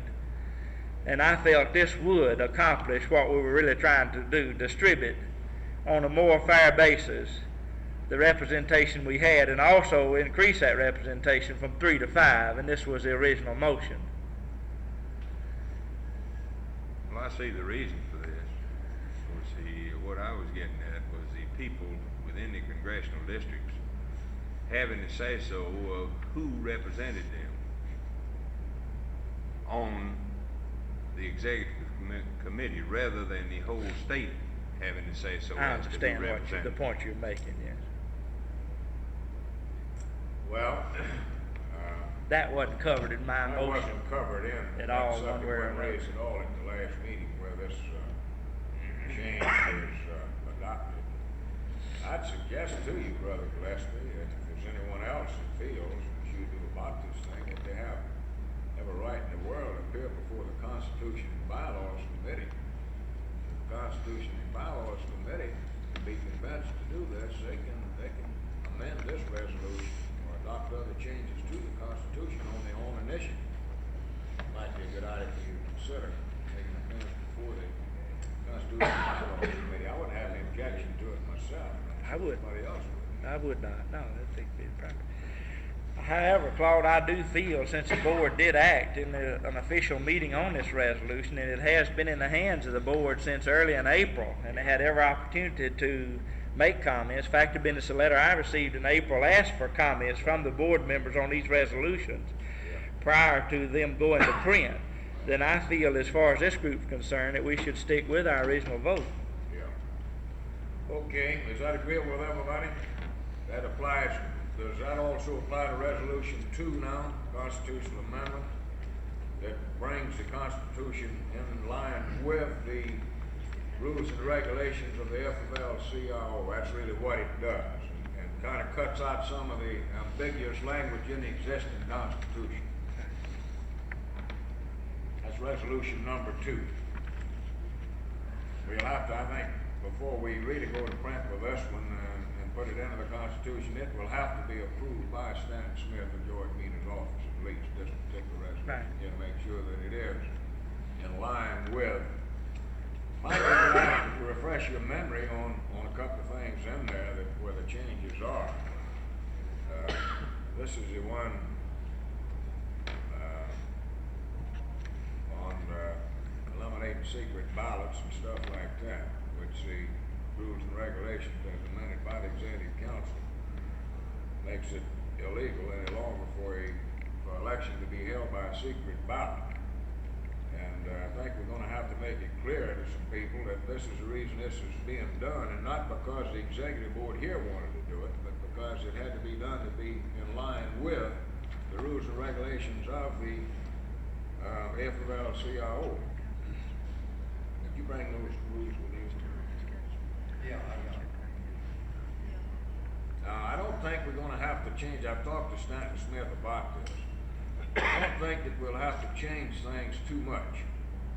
We'll go ahead and have our elections by ballot instead of getting them to have a roll call and people and take all day and people announcing who they're voting for. We can do it with the regular paper ballot as we've been doing, but the tellers, the conductors of the election, will write the local union number and the name of the delegate on the ballot, and this will, I understand, meet the. Then it no longer be secret, right? See, the thing that bothered me was if we're going to have a roll call vote, and this would take all day. You see, call the roll, and you get up. Because and you'd have vote. to tabulate almost Right. as you call, because there'd be no So written I took record. this up with them, and they advised me that it can be done this way. But I mean, when this subject comes up, I want you people to be in a position to let the delegates know that it's not an action of this group. I'm afraid there might be some misunderstanding. If this executive board has initiated this action, we haven't. We're merely getting our Constitution in line with the rules and regulations of the FFL-CIO. I've already, I might add, been asked this question on 2 occasions here today. Of course, I said just what you said then. Number 2 was a must that we stay a part of the FFL-CIO. This is in line with rules and regulations adopted at the AFL-CIO convention in San Francisco, right? Right. Okay, you want to let your action at the last meeting suffice on this one also, resolution 2, or you want to act on it again?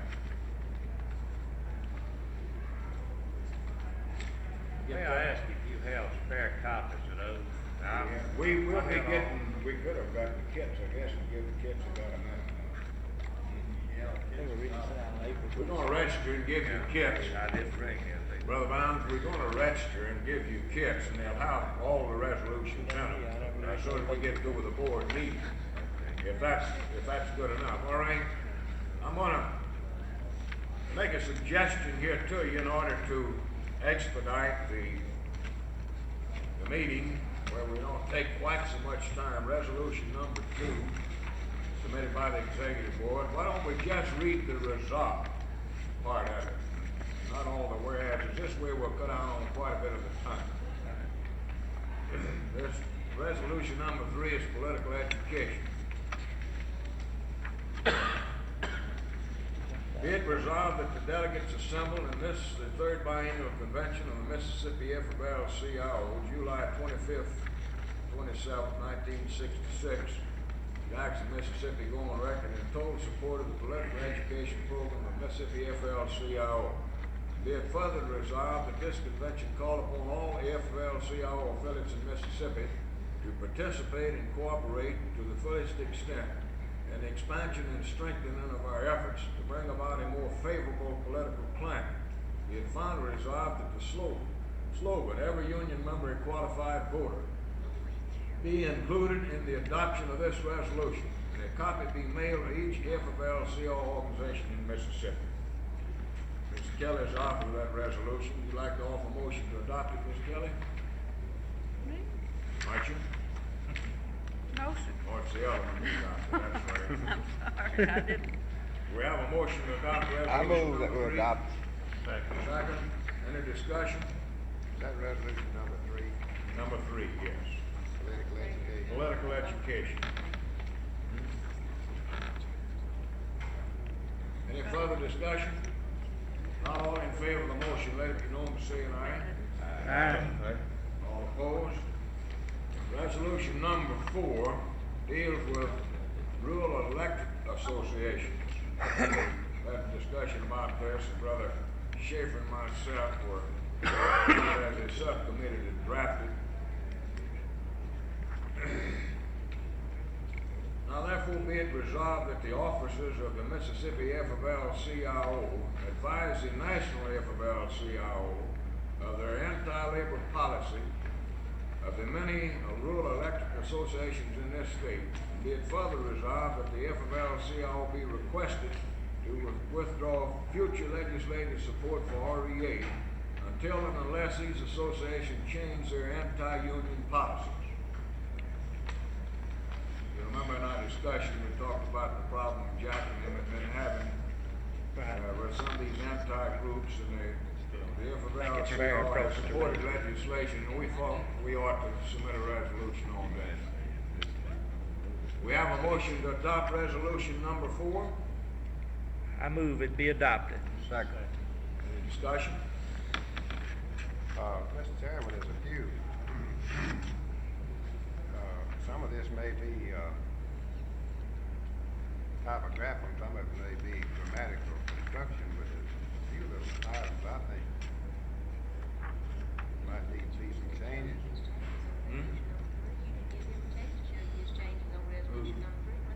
That's all right. Well, you want to make some changes? No, that's all right. We might. Well, I asked if there's any discussion. He asked for it, we didn't. We didn't. For instance, on this first whereas, there where you say, the AFL-CIO has long supported the establishment and continuation of the rural electrification administration to improve. I think we might need to say the purpose of which is to improve. Actually, what this is a resolution that we lifted. It was submitted by the Colorado Labor FFL-CIO convention and just made the changes to fit Mississippi. So really, we didn't put the language together ourselves. Another place is second whereas, down close to where it says, have adopted a management policy which opposes trade union efforts to improve job security and adequate working conditions rather than just working conditions. And I think we should say the employees rather than their members. Well, let me say this, we've got these resolutions in the kits. And I think it would probably be better and more appropriate to call these changes that you'd like to make to the attention of the chairman of that committee and let them amend that resolution in committee and bring it out on the floor as amended. It would be pretty hard to get them out of the kits and read them here. It would, and even as far as that's concerned, any changes we made here would also still be subject to the changes. Right. The committee. But I have gone, the reason I'm calling attention, I've gone over all of these, and there's a little bit lacking in a lot of instances. Some of it is typographical, some of it is grammatical, and some of it is otherwise. Not major, but sometimes it changes the entire meaning.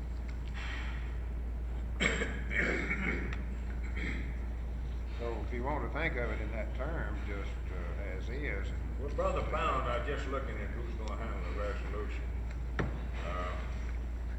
With each of the legislative, the resolution will be referred to the legislative committee. Brother Bounds is chairman. I'm sure that Brother Bounds and other members of that committee take into consideration what you're doing. And I think probably several more will need to be dressed up just as you see. And I know there's a couple of typographical errors in one. I caught it the other day.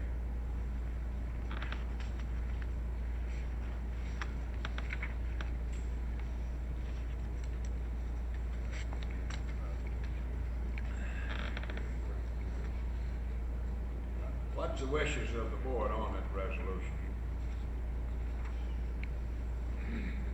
There was a motion made on it, wasn't it? Yeah. You accept it? Well, you have any further discussion? Let me ask one question. I was trying to follow what Laura Taylor had going right there. This is in effect saying that we've always supported the Rural Electric Association, but because of the management's policy that we're withdrawing our support from that. We're trying to whip them into line, get them off of the anti-union attitude, is frankly what we're trying to do.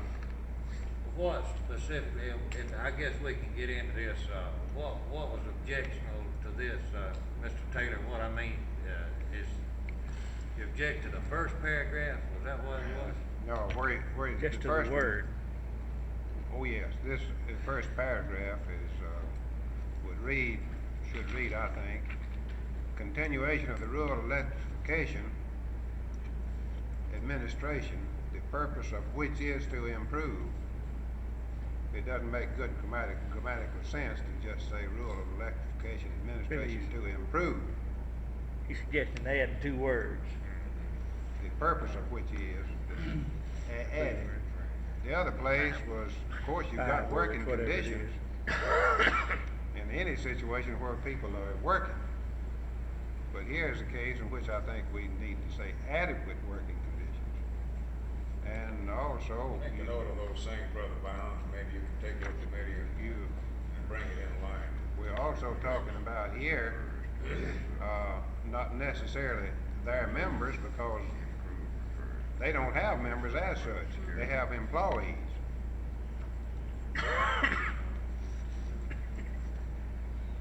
It's all right if we ask Brother Bounds to take this under consideration and make those changes in his committee, bring them out as amendments to the resolution. I'd like to call your attention to one thing. To me, it's the most outstanding. In your second whereas, your reference to members, that should be employees. That's what he said. Yeah, because of, right. Well, that's the same point Marvin's making. Yeah, I'm saying one of each. Members have been served. You make a note of that, Brother Bounds. All right. Try to get your committee to amend the resolution in line with what Brother Taylor said. Well, with those suggestions, do we have any further discussion? Not all in favor of the motion, let it be known by saying aye. Aye. All opposed, motion carried and so ordered. I'm gonna pause here and do something I think that I should have done already. If you'll get your committee list out in front of you, I'll tell you what resolutions are being referred to what committee, and you can put those down there by those committees. And if we get in a situation like this again, you can look there and see what committee is going to study that resolution. The Constitution and Bylaws Committee will handle resolutions number 1 and 2.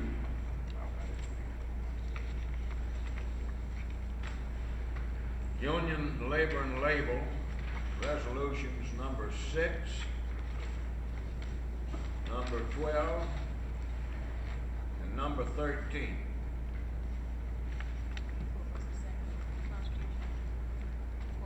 Label 6, 12, and 13. Resolutions Committee will consider resolutions 5, 7, 9, and 10. 5, 7, 9, and 10.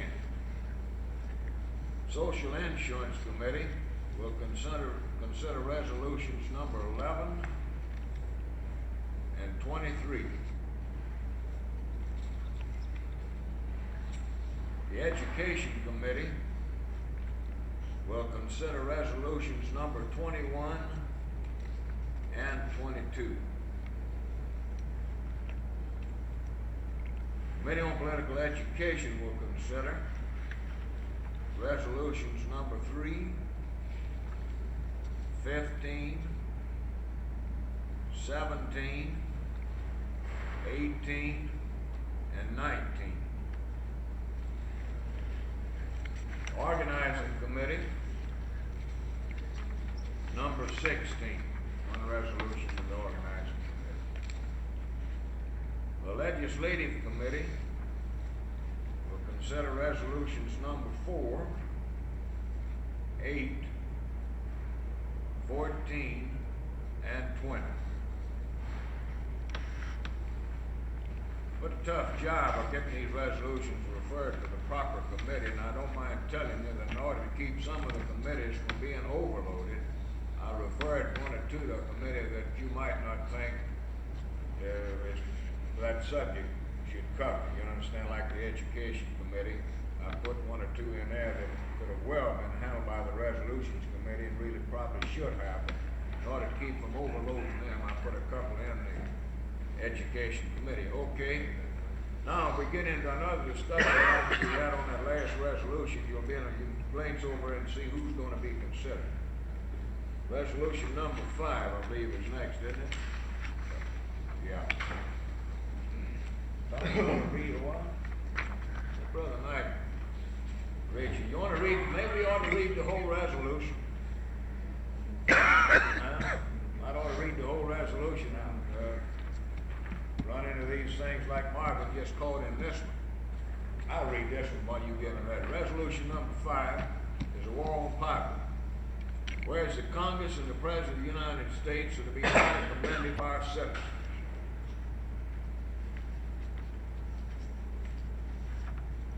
We have a motion to adopt resolution number 5. I move we adopt. Any discussion? I didn't notice any bugs in that one. That's a little better shape than that. One letter off, we're about.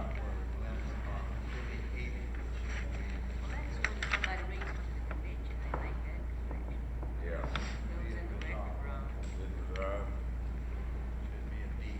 Should be a D on an affiliate. Make that correction. Should be, it's affiliated members in that. Instead of affiliated. In the Make that resolve. typographical change. Yeah. Any further discussion? Not all in favor of resolution number 5, let me know and say an aye. Aye. All opposed? Motion carried and so ordered. You ready for the union labels? Whereas the union protect have a hard-won game. We have a motion to adopt resolution number 6. I make a motion to adopt. Any discussion? Mr. Chairman, there's one Brother other Taylor? Hey, Brother Jackson and I are responsible for getting this out, so I guess we can change it just a little bit. I ask you to consider changing it. On this first resolve, that this, the third biennial convention, I believe we should name the organization of the Mississippi AFL-CIO. Yeah, I agree with you. That should be.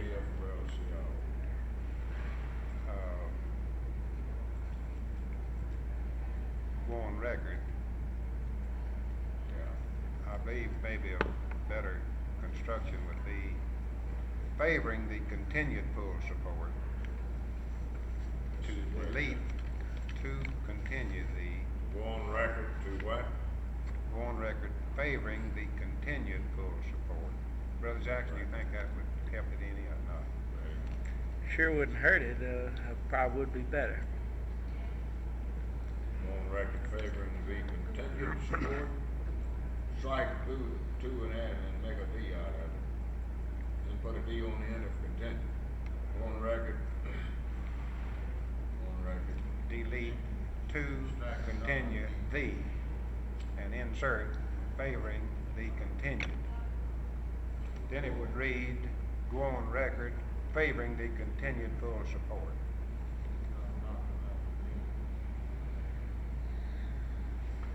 Okay. Let me ask Brother this. Jackson, you got that change, you'll be handling the rest. All right, I got it down. Okay? Yeah. Let me ask this for information. Where you referred to the union label, union button, union card, should Union shop card be the proper designation there, or just Union card?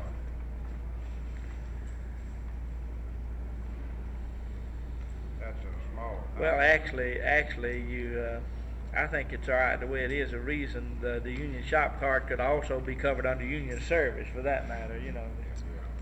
And that's the reason that I really left it that way.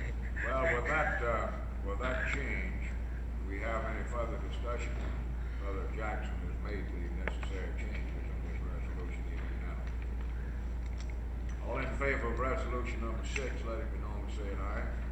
Aye. All opposed? Motion carried, so ordered. Resolution number 7 was submitted by the Jackson Central Labor Union. It won't be necessary for us to take that up here. Resolution number 8, also by the Jackson County Central Labor Union. Number 9 by the Heidelberg Central Labor Union. Number 10 by us. Will have to be read. By it now. It's the subject. Whereas the tragic conflict in Vietnam commitments to the Mississippi Congressional Delegation. Heard resolution 10. Do we have a motion to adopt? I move adoption of this resolution. In a second. Any discussion on resolution 10? Mr. Chairman, let me raise this one question in connection with first resolve. First resolve.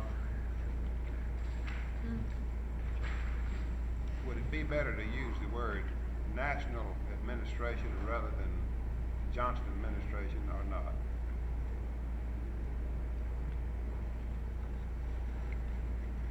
It's the same thing in a way. But seemingly my thinking was that maybe we are narrowing it just a little bit. As a matter of fact, this thing is having and does have bipartisan support. The national administration naturally is responsible for its conduct. But I'm just raising this as a possible It's very likely. question. I mean, it's good likely. I'd have to agree with Marvin. I believe it. You like to amend it to read national? Yeah, I believe so. You like to offer motion to that effect? Change the word Johnson?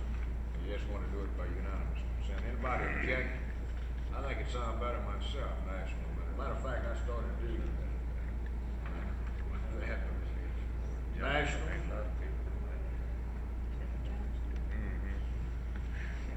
Let's see, that's the resolutions committee.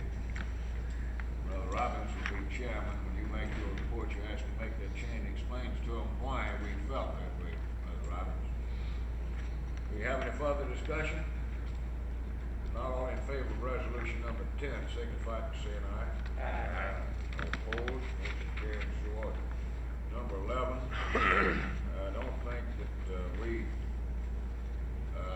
took this subject matter up at our last board meeting because the situation that prompted it developed after our board meeting. And I thought there was a need to submit such a resolution. So if you don't like this one, you can throw it out. I wasn't authorized by the last board. In other words, what I'm telling you is that I wasn't instructed at the last meeting to draft this. I drafted this and think because I thought there was a need. Would you like to read it, Brother Knight? Whereas the present Mississippi Workmen's Compensation Law does not provide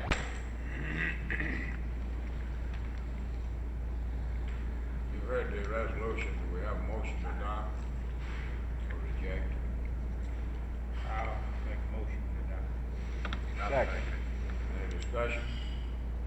I might tell you that this, the need of this resolution came about after the House had adopted several bills to further weaken the Workers' Compensation Act, and we were able to get a hearing in the Senate before the Insurance Committee, and I did a little research before I made my appearance over there, but some of the claimants, attorneys, and what have you.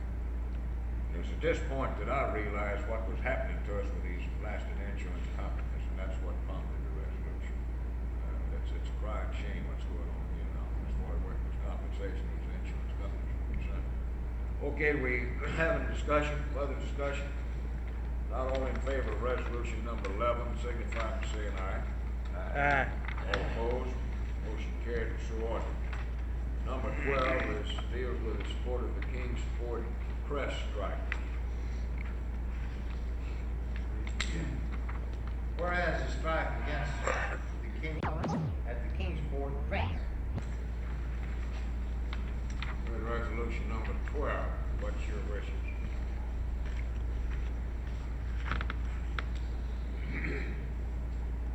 Have a motion. I like the motion to adopt. Second. Have a motion that resolution number 12 be adopted. Any discussion? Not all in favor of the motion, let me know by saying aye. Aye. All opposed? Motion carried, so ordered. Resolution number 13, Boss Glove Strike. Whereas the Amalgamated Coal Workers of America. What's your wishes on resolution 13? Make a motion to adopt. Second motion. Any discussion? Not all in favor of the motion, signify by saying aye. Aye. All opposed? Motion carried, so ordered. Resolution number 14 deals with the National Labor Relations Act. That's Lulu. What we've done here is to adopt the policy resolution of the National AFL-CIO into a resolution on this particular subject. It's rather lengthy. You want to start it? Can you finish it? Yeah, we can. Okay. Whereas one of the greatest accomplishments of the New Deal was the adoption of the Wagner Act. By the time the built-in delays of labor board processes have run their course, the employees are likely to have become completely discouraged in their effort to form guaranteed to workers by the Act. Claude, in the second whereas from the top, there's a typo. It's got GAR in the place of BAR on bargaining. I believe that ought to be Where's this changed. at? It's in the last line of the second whereas from the top. The word bargaining starts with a G in the place of a B. Yeah. Well, the second one up there, frustrated, is spelled wrong, and over here, speech, but bound, did you get those as you read through it? You're right. The second one, whereas, 1, 2, 3, 4, 5, 6, is the seventh line, about the middle, frustrated, it's spelled On wrong. the first page, you know. Yeah. And where was yours, James?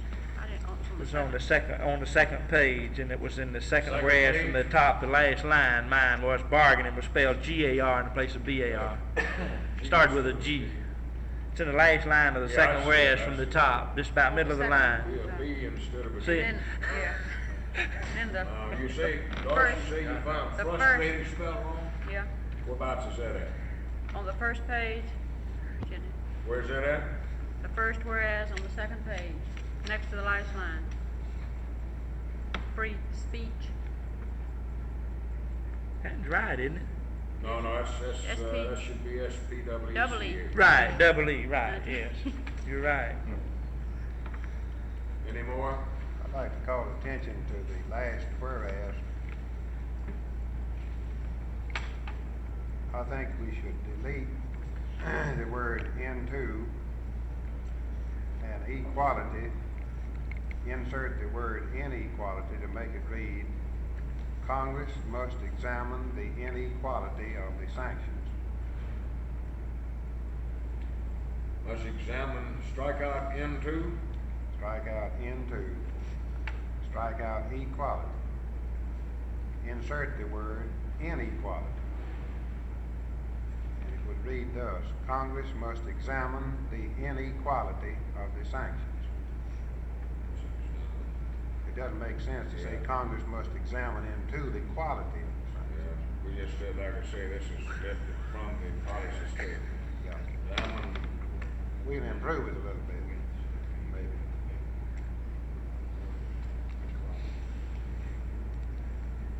give us that language again, read it to us again, Mark.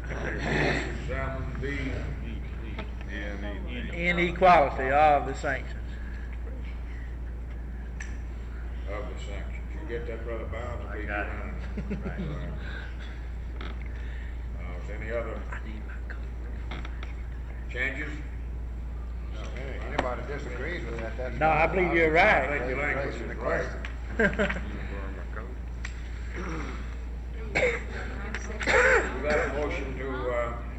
to adopt the resolution. I move we adopt. As amended. Any discussion on the motion? Not all in favor of the motion signify by saying aye. Aye. All opposed? Motion carried. So ordered.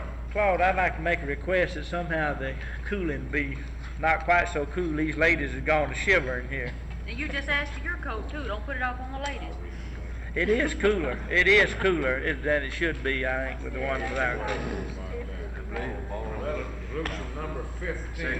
I hear Goliath's teeth chattering down there. While you're up, Resolution number 15 is Mrs. Keller's resolution. I tried to give her the other one while ago. Yeah, this one is mine. You want to read it? If you want me to. Let Mrs. Kelly read this resolution. Resolution number 15. Now, Yeah. too cold, I might not can. All right, I'll take that tablecloth. You think I won't? Thank you. Doesn't go too well with my dress. Could I have a ring?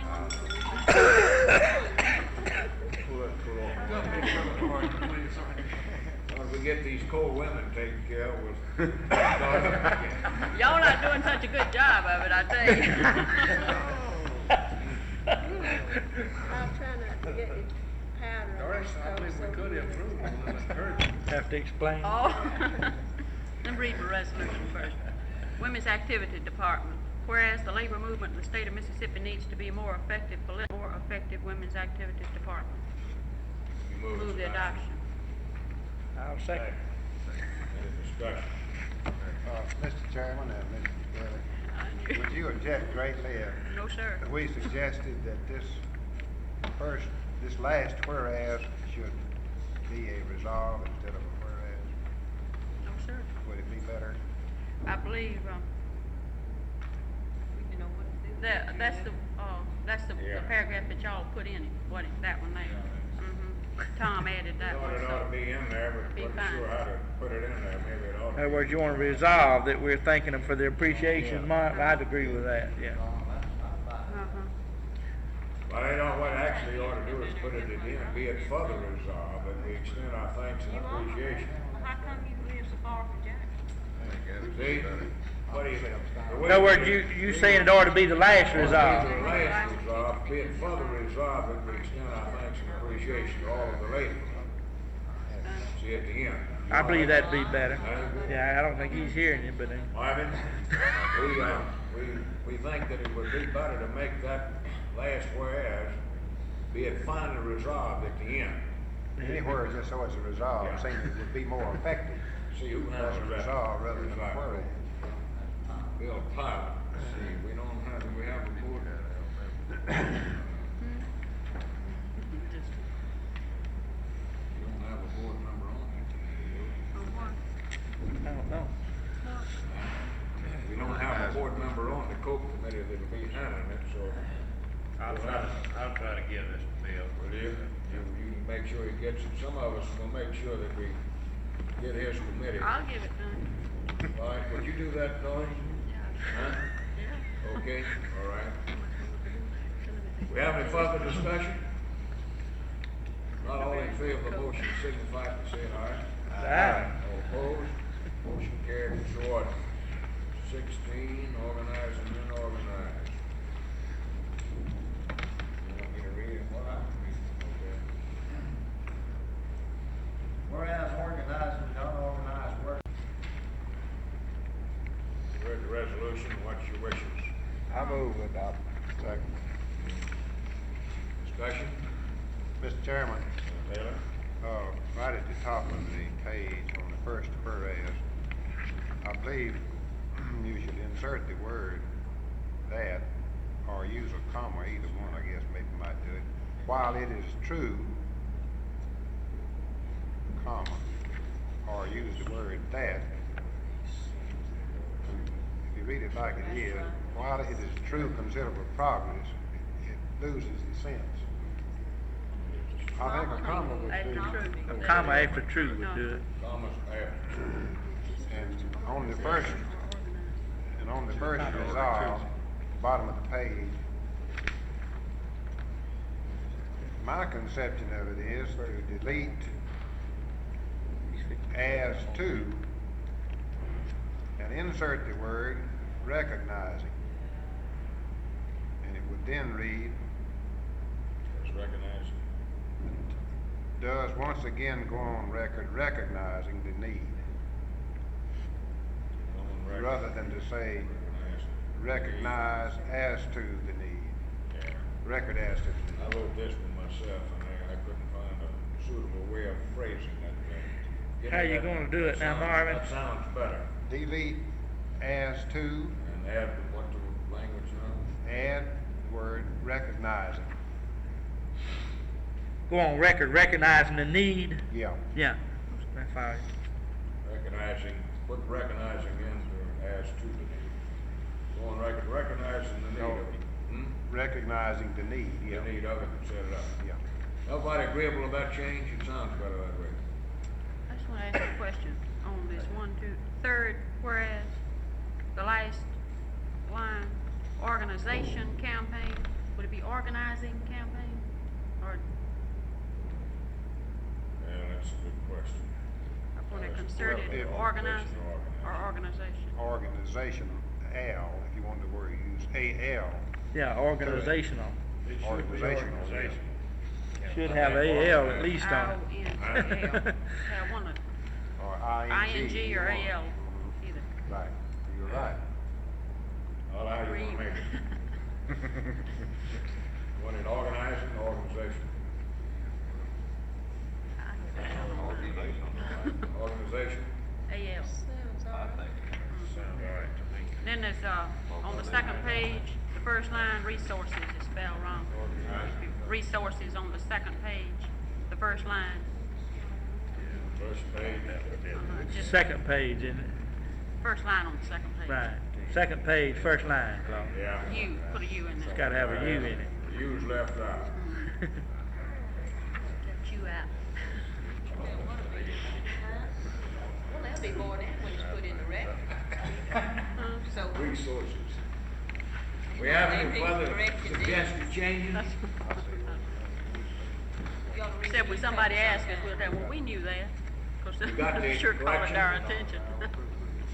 See, who's our chairman of that committee? Ray Smith Hart. Ray Smith Hart, wasn't it? Yeah, Ray Smith Hart, Let's see, organizer. we got anybody here on that committee? No, sir. Mostly I don't see him. organizers. Okay, we'll call this to his attention. You ready for the question? All in favor of the motion signify by saying aye. Aye. All opposed? Carried, so ordered. Number 17, political unity was introduced by CWA Local 3517. Now, I don't have a copy of that. We don't have that. We don't have to. Ours consider stopped that. at 16. We don't have to consider that. Okay. Oh, that's Submitted from, by the communication workers, see, I'm gonna only bring up the ones that we're gonna. Okay. That we're gonna submit. You'll get all of these in your kits when you're ready. Yeah, that's late. Some of them, by the way, come in late, there won't be any kits, we'll have to pass them out. Yeah. Now, the ones that, number 18 and 19, there's a couple of resolutions that I prepared, thinking that the convention should take action, take a position on two constitutional amendments that's gonna be voted on November the 8th. And, this, of course, has happened since our last board That's the meeting. extra ones down, Max. I thought it was all And, together that. It was my thinking that we should present this matter to the convention since we were going into a convention. There was no point in the board just self-acting on it. Now, if you disagree with this, this is the place to say it. Brother Knight, you want to read resolution number 18? Yes. Whereas the Mississippi legislature. Y'all understand what the proposition is.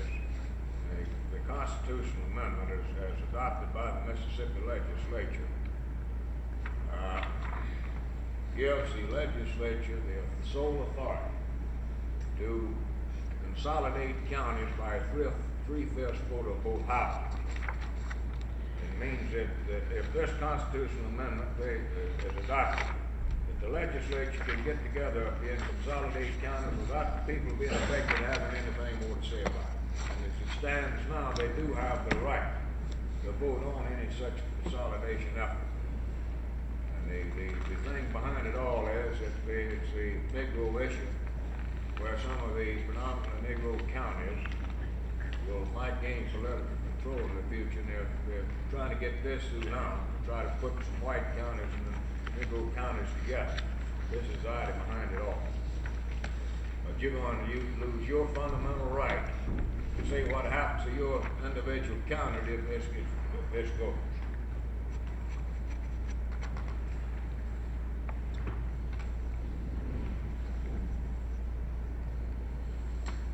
What's the wishes of the group? You want to consider it? You want to present it to the convention? Or do you want to do anything?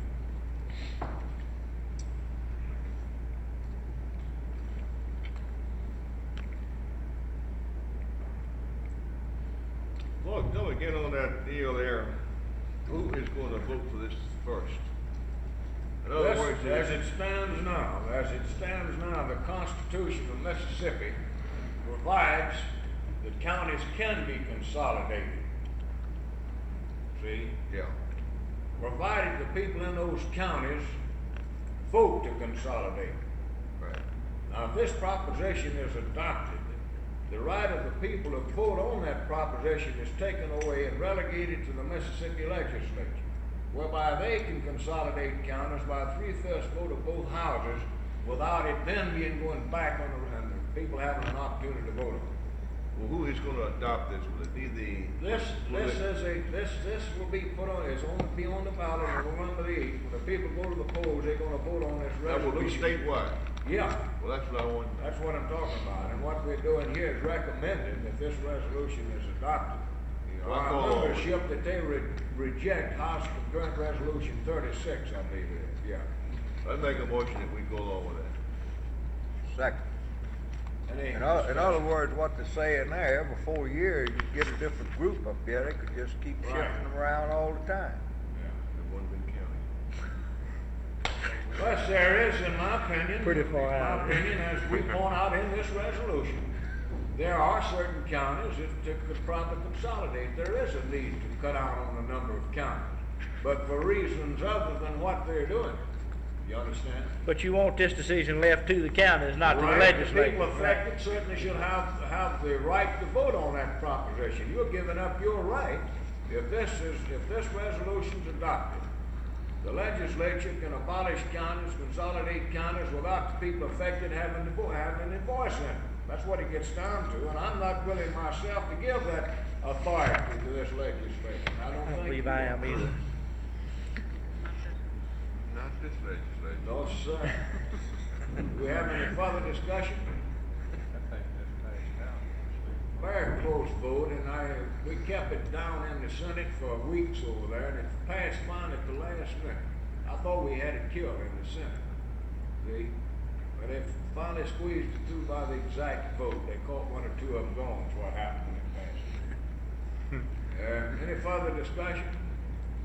Not all in favor of the motion signify by saying aye. Aye. All opposed, motion carries, so ordered. Number 19. Yeah, did you all get 19, State Auditor? Yeah, I got it. This is another constitutional amendment that will also be voted on November the 8th. Yeah. I think that one's self-explanatory. As it stands now, the State Auditor nor the State Treasurer can succeed himself in office. And there's no logical reason for it any longer. Having a motion. I move with adopt. We have a motion to adopt. We have a second. Second. We have any discussion on the motion? Ready for question? All in favor of the motion to adopt, signify by saying aye. Aye. All opposed. Resolution number 20 was submitted by CWA local number 3511. And I might tell you that it also deals with amendments to the Taft-Hartley Act. And it's got a good resolution. It brings in the Cyrus Pickett situation also. Marvin, Resolution number 21 has been submitted by CWA Local 3511. Deals with United Fund raising. These come in late, we'll have to pass them out. We pass them out. Number 22, invasions of privacy, which is another very good resolution by CWA Local 3511. Deals on wiretapping and stuff like that. Number 23 is also by CWA Local 3511 on U.S. savings bonds. Now that takes care, I believe, of the resolutions that are to be submitted by the executive board. Now, tonight, Bill Schnitzler, the Secretary of Treasurer of the FFLCO, will be coming in. He won't be getting in until rather late tonight. We won't have an opportunity to entertain him or anything like that tonight because of the lateness of the hour. And I've talked with several members of the executive committee about the possibility of having a luncheon tomorrow, an executive board meeting, a luncheon meeting, at which we would invite Mr. Schnitzler and one or two members of the staff, Elijah Williams and Bob Strong, some people like that. It'd be a full board meeting where we'd have a luncheon with Schnitzler's honored guest, and we'll have another speaker coming in, Mr. Frazier. Mr. Peterson has got the call. We'll have to send in a substitute for her, and we'd have be about 20 people all told.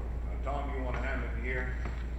I got to go answer that phone. Y'all can go ahead and discuss this and see what you want to do about it while I'm not getting the phone. Well, pointed out, we felt, since he is the second official in the FFLCO, the first appearance in Mississippi, that the least we could do would be to have a meal, which time he could have a better opportunity to at least meet the board.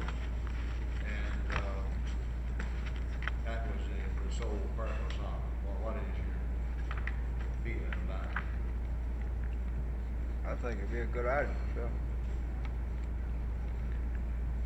Someone will make a motion to that effect? I'll make a motion to that effect. We do that. I'll second. You talking about the noon recess of the convention tomorrow? Yeah. Lunchtime, we'll all eat together. What? Right. Any other discussion on it? Not all in favor, say aye. Aye. All opposed, no.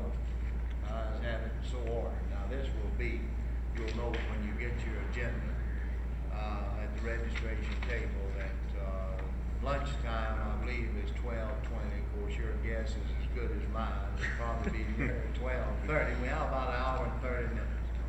And I have asked the kitchen to be right ready to throw the chitlins right out there.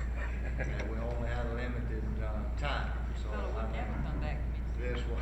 You correct all that with his Can you rules. guarantee us that that's what you're gonna serve? Hey, Well, I brother, tell you, I won't guarantee a thing. I said, he may be saying that, but you may correct all this with your rules. Come on. I'll have a last word. So, Could be at 10 o'clock, huh? that is, as I said, that is for, as Paul pointed out, for the members of the board, along with Director Wisdom, Mr. Starr, Mr. Frazier.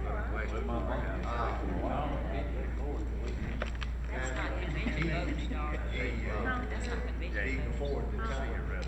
I might point out something here, Number 4. since you've got the standing of affiliates, which I don't know if I got them all or not. you get I'll see. periodically here, the number of members now which the affiliates are paid is shown on that is not I necessarily didn't get one in the first votes paragraph.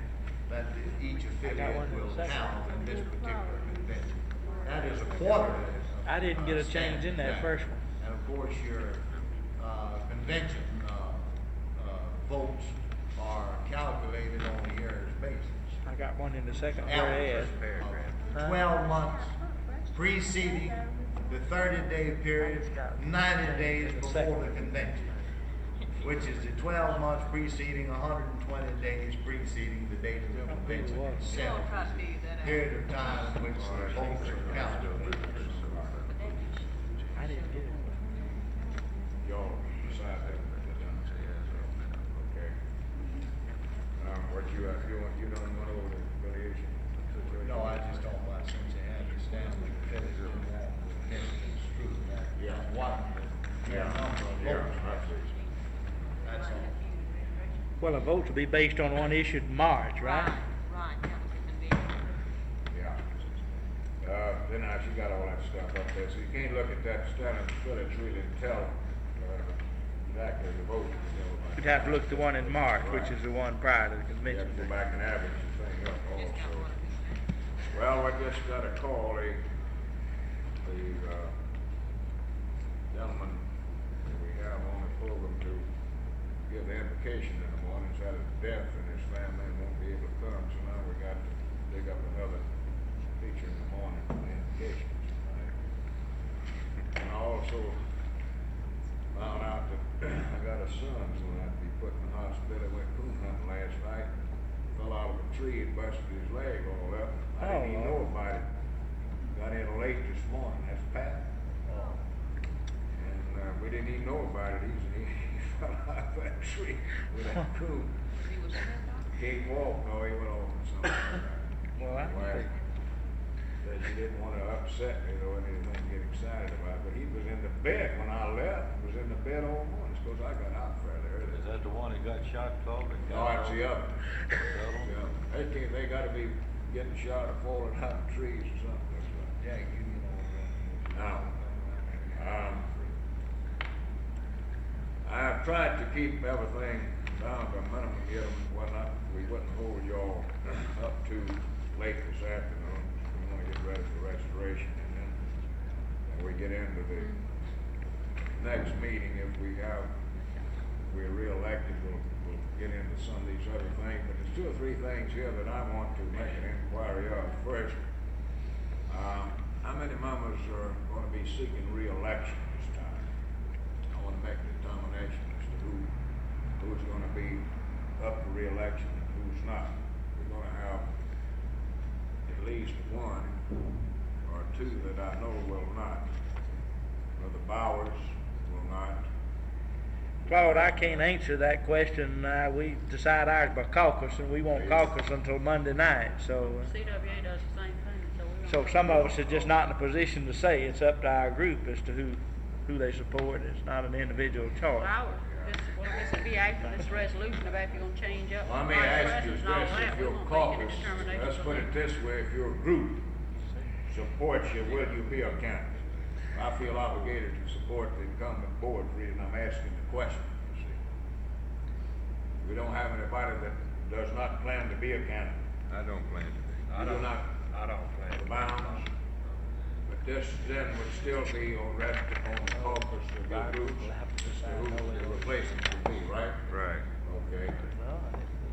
Now, I got As far as I'm concerned, it'd be left up to Jackson County Central Body. yeah, well, let's be honest. Right.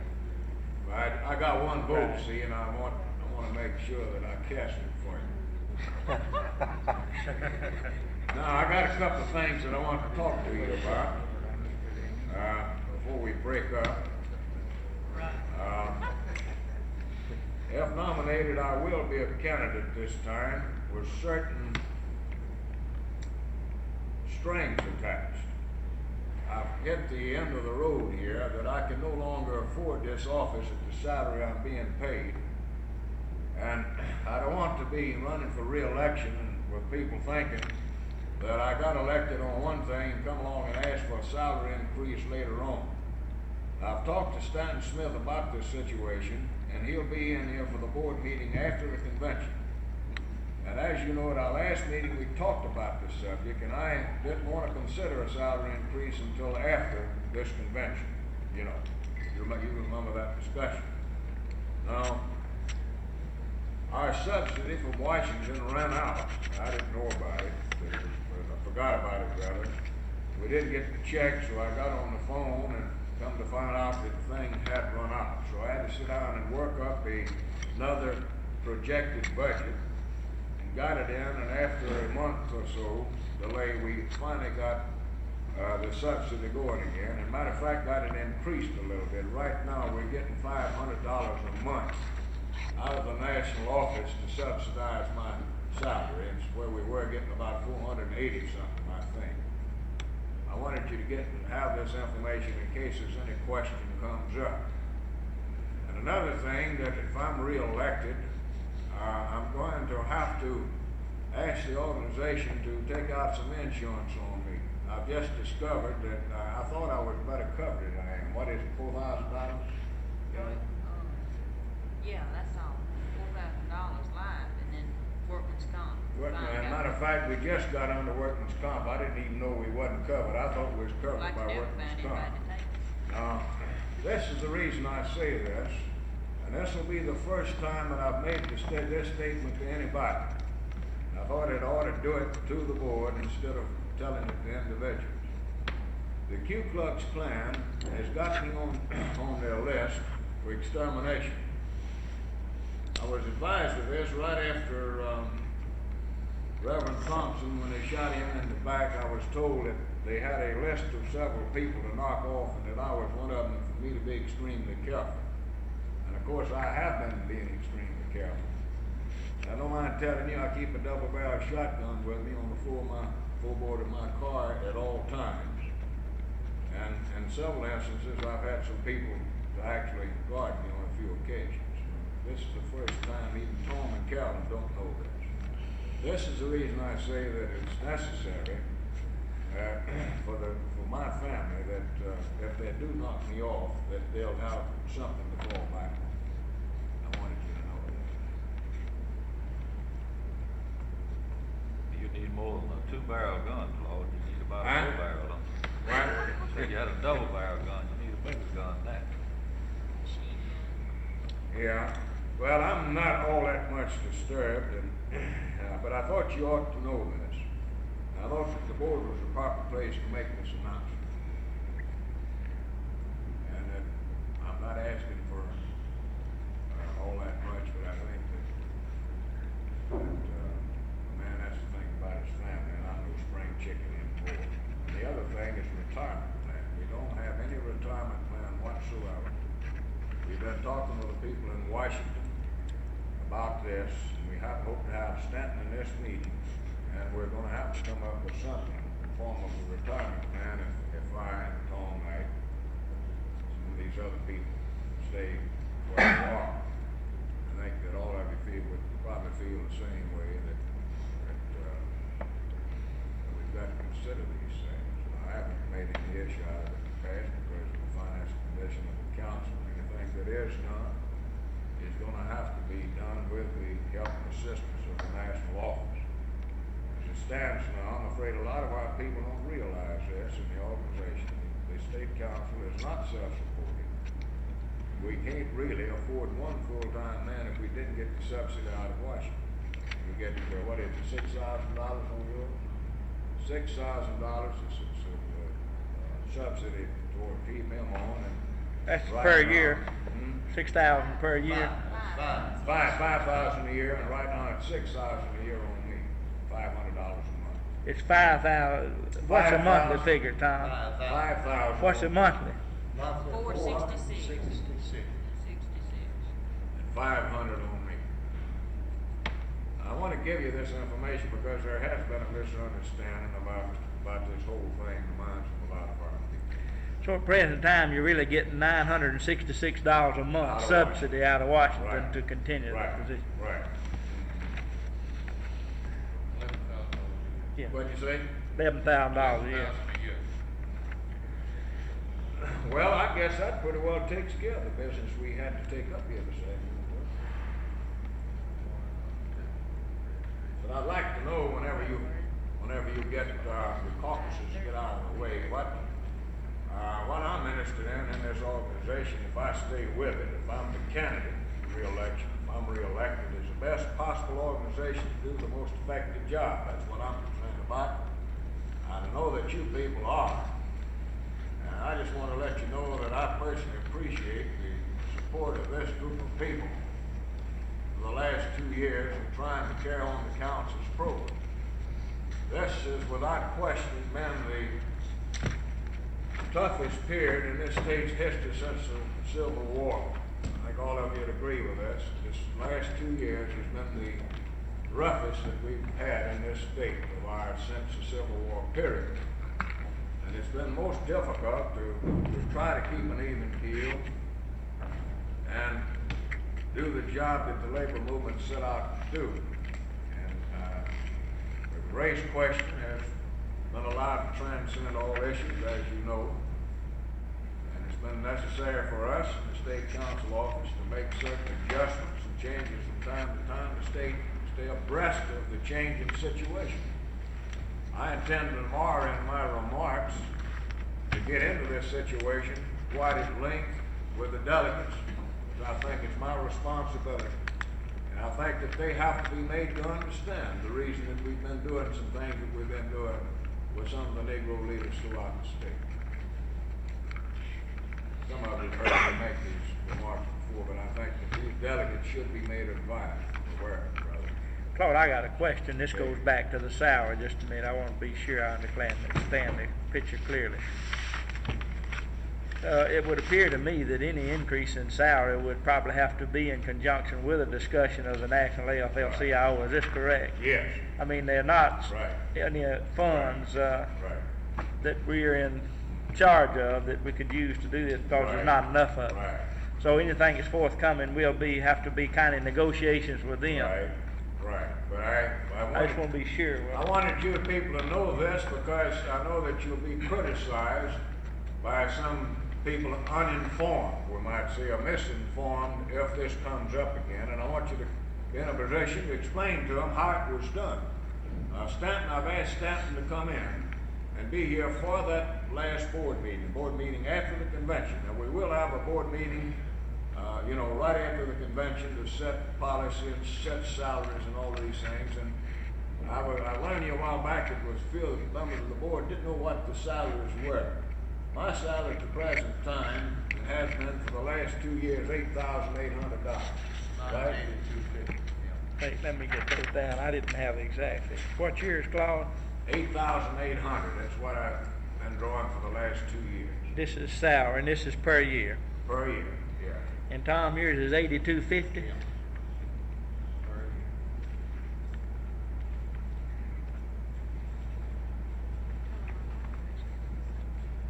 Yes, Ms. Phillips informs me that it's time to negotiate with her. Their contract is up also. We've been wearing picket signs. They got their picket sign ready to go. God, I better put a note, office workers down here. Yeah. They ain't even had time to talk to us. Well, I've brought Brother her- Robin? she Sound like you got a grievance. I got a letter from Robbie. Let's get out there with the Western Robbie, Electric you- next you week. didn't- It's sort of hot, That's why we had to.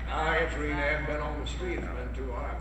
But I got that letter from you, Robbie, about the, formal notification. I sent out and wrote you a letter that, due to the financial standing of the council, it wouldn't be possible to negotiate. We just cancel out the office workers contract.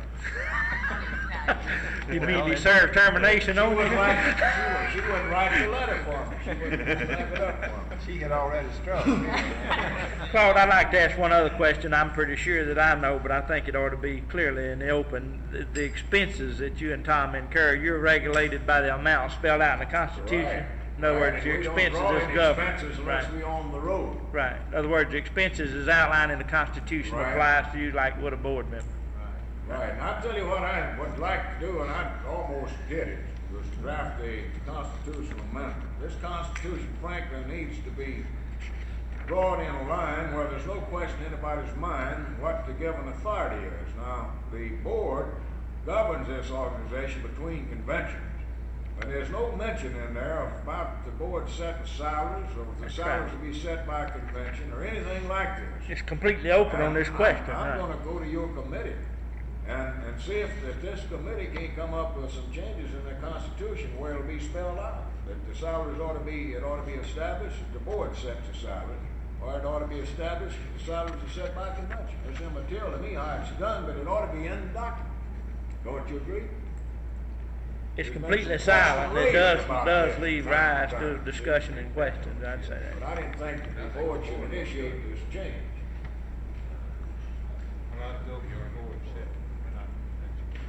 Well, I think the board should do it. not the I'll tell you this, convention. there's several groups of people here that feel otherwise. But it ought to be set by the convention. But if it's open on the floor, you'll never. Be here much. Well, here's the thing about it, if the organization was self-supporting, if we wasn't getting subsidy from Washington, then I'd say that the convention ought to set the salary. I don't have any objection to the convention setting the salary one bit. I want this clearly understood. If I can't justify the salary I'm drawing, they need to get somebody in. But as it stands now with the subsidy involved, it would be foolish for the convention to try to set the salary because they're just not in a position to do so. We don't have the money, it's not our money, it's pretty hard to regulate something you don't control, I mean. Then you pay it, yeah, that. I'd like to ask, how is this going to go? I don't think there's any question in anybody's mind about whether you deserve a salary increase or not. What I'm trying to say is, Claude, what kind of bargaining power do we have with International AFL-CIO when we meet with this fella as to saying how much salary we think you ought to get, or just how is it? Is Well, the way we had it before, based on how much he'll give us. He came down and here, we worked out something, the board did, and at his suggestion, it was his suggestion when we got the increase before, he felt that we were underpaid even then, and there ought to be further adjustments made. But, I wasn't gonna put you fellas on the spot, giving us a salary increase about 2 months before convention, the last time. You know, I thought the thing to do is to do it after this convention with a full understanding. Well, this come up in the last board meeting, and it was a consensus of the majority that this should be delayed till some future time. Well, then, you folks have anything you'd like to bring before the board before we adjourn? Russ, you'd like to tell us about your situation? A lot of them are not informed about it. I'm sure they'd be interested in it. Well, I'd like to say this, Paul, to the ones that's not, with this movie star situation, 4 years, July the 1st, it was 4 years, July the 1st of this year. We're going in negotiation with the company in the 7 shop beginning tomorrow. And I think it's a very good chance of ending up with a contract. This is under board order, isn't it, Mac? That That's right, it's on board order. But I've already met with the company lawyer, I don't mind telling you that. And he thinks there's a way to work the thing out. That'll be about 2,000 members, won't it, Russ? About 2,000. That's what you told me. Good news. A nice sized group. They've expanded since this has been going on. Well, they've added at least 2 plants that I'm familiar with, not counting those in Puerto Rico or wherever you told me about. 3 and 4. Well, I know all of you glad to hear this, just like I am. And I'd like to stay with you through this convention. Best success in the world to you, but I'll have to leave sometime tomorrow. You're gonna start bargaining Tuesday, huh? That's right. Well, your own organization, this case has to come first, I understand, Especially with a right? situation like you've got anyway. After waiting 4 years. Yeah, that's what they told us to be. Well, we'll see you at the next board meeting when you reaffiliate this 2,000. Good deal. Yeah. Good deal. Well, they already affiliated, we carried them On an exonerated. exempt basis because They're there's no still in good funds. standing, we exonerated them when they got, where they were no longer collecting dues. Well, do we have anything else to bring up? Well, if somebody else had anything, I would like to say that, I do appreciate the help and cooperation that you people have given me during the last 2 years. If I don't break my leg or somebody shooting me between now and Tuesday, anybody nominate me, I'm gonna be running just like a rabbit. You mean you ain't gonna be running scared? That's what the rabbit said. All of them don't run scared. I'm just running because they won't. Well, let me wish all of you the best of luck this time, I hope to see you back sitting here at this table. Right after the convention adjourns, we'll have our board meeting set up as soon as we can get it set up. We'll have an organizing conference, as you know, the day after the convention, which makes it necessary to have the board meeting that night or that afternoon after the convention. Then we'd like to invite as many of you as can. We'd like to have you stay over for the organizing conference. It's not just for organizers, but anybody that's interested in organizing is certainly welcome to attend. Of course, you know we've got Kircher coming down, the director of organization, to be on the program, and Snetzer tomorrow. And we hope to generate some real interest here in organizing. By the way, how many of you read the story in the Clarion Ledger today? You all seen it? I hadn't seen it, no. We got a very good story. As a matter of fact, they printed that news release in its entirety, word for word. They didn't cut one word. This is something most unusual. That's what I thought. I couldn't find anything missing in it. Well, there's a story behind this. You know the right people, you see, so you can get the job done. In this particular case, the boy that handled this story, his wife works in this hotel. He's very sympathetic, and as a matter of fact, he would like to organize that group down there. I made sure he got the news story. Well, no wonder you got an accurate report. But y'all, if you hadn't read it, you need to get that thing. Well, if there's nothing else, then we'll... Lord, I'd love to say this.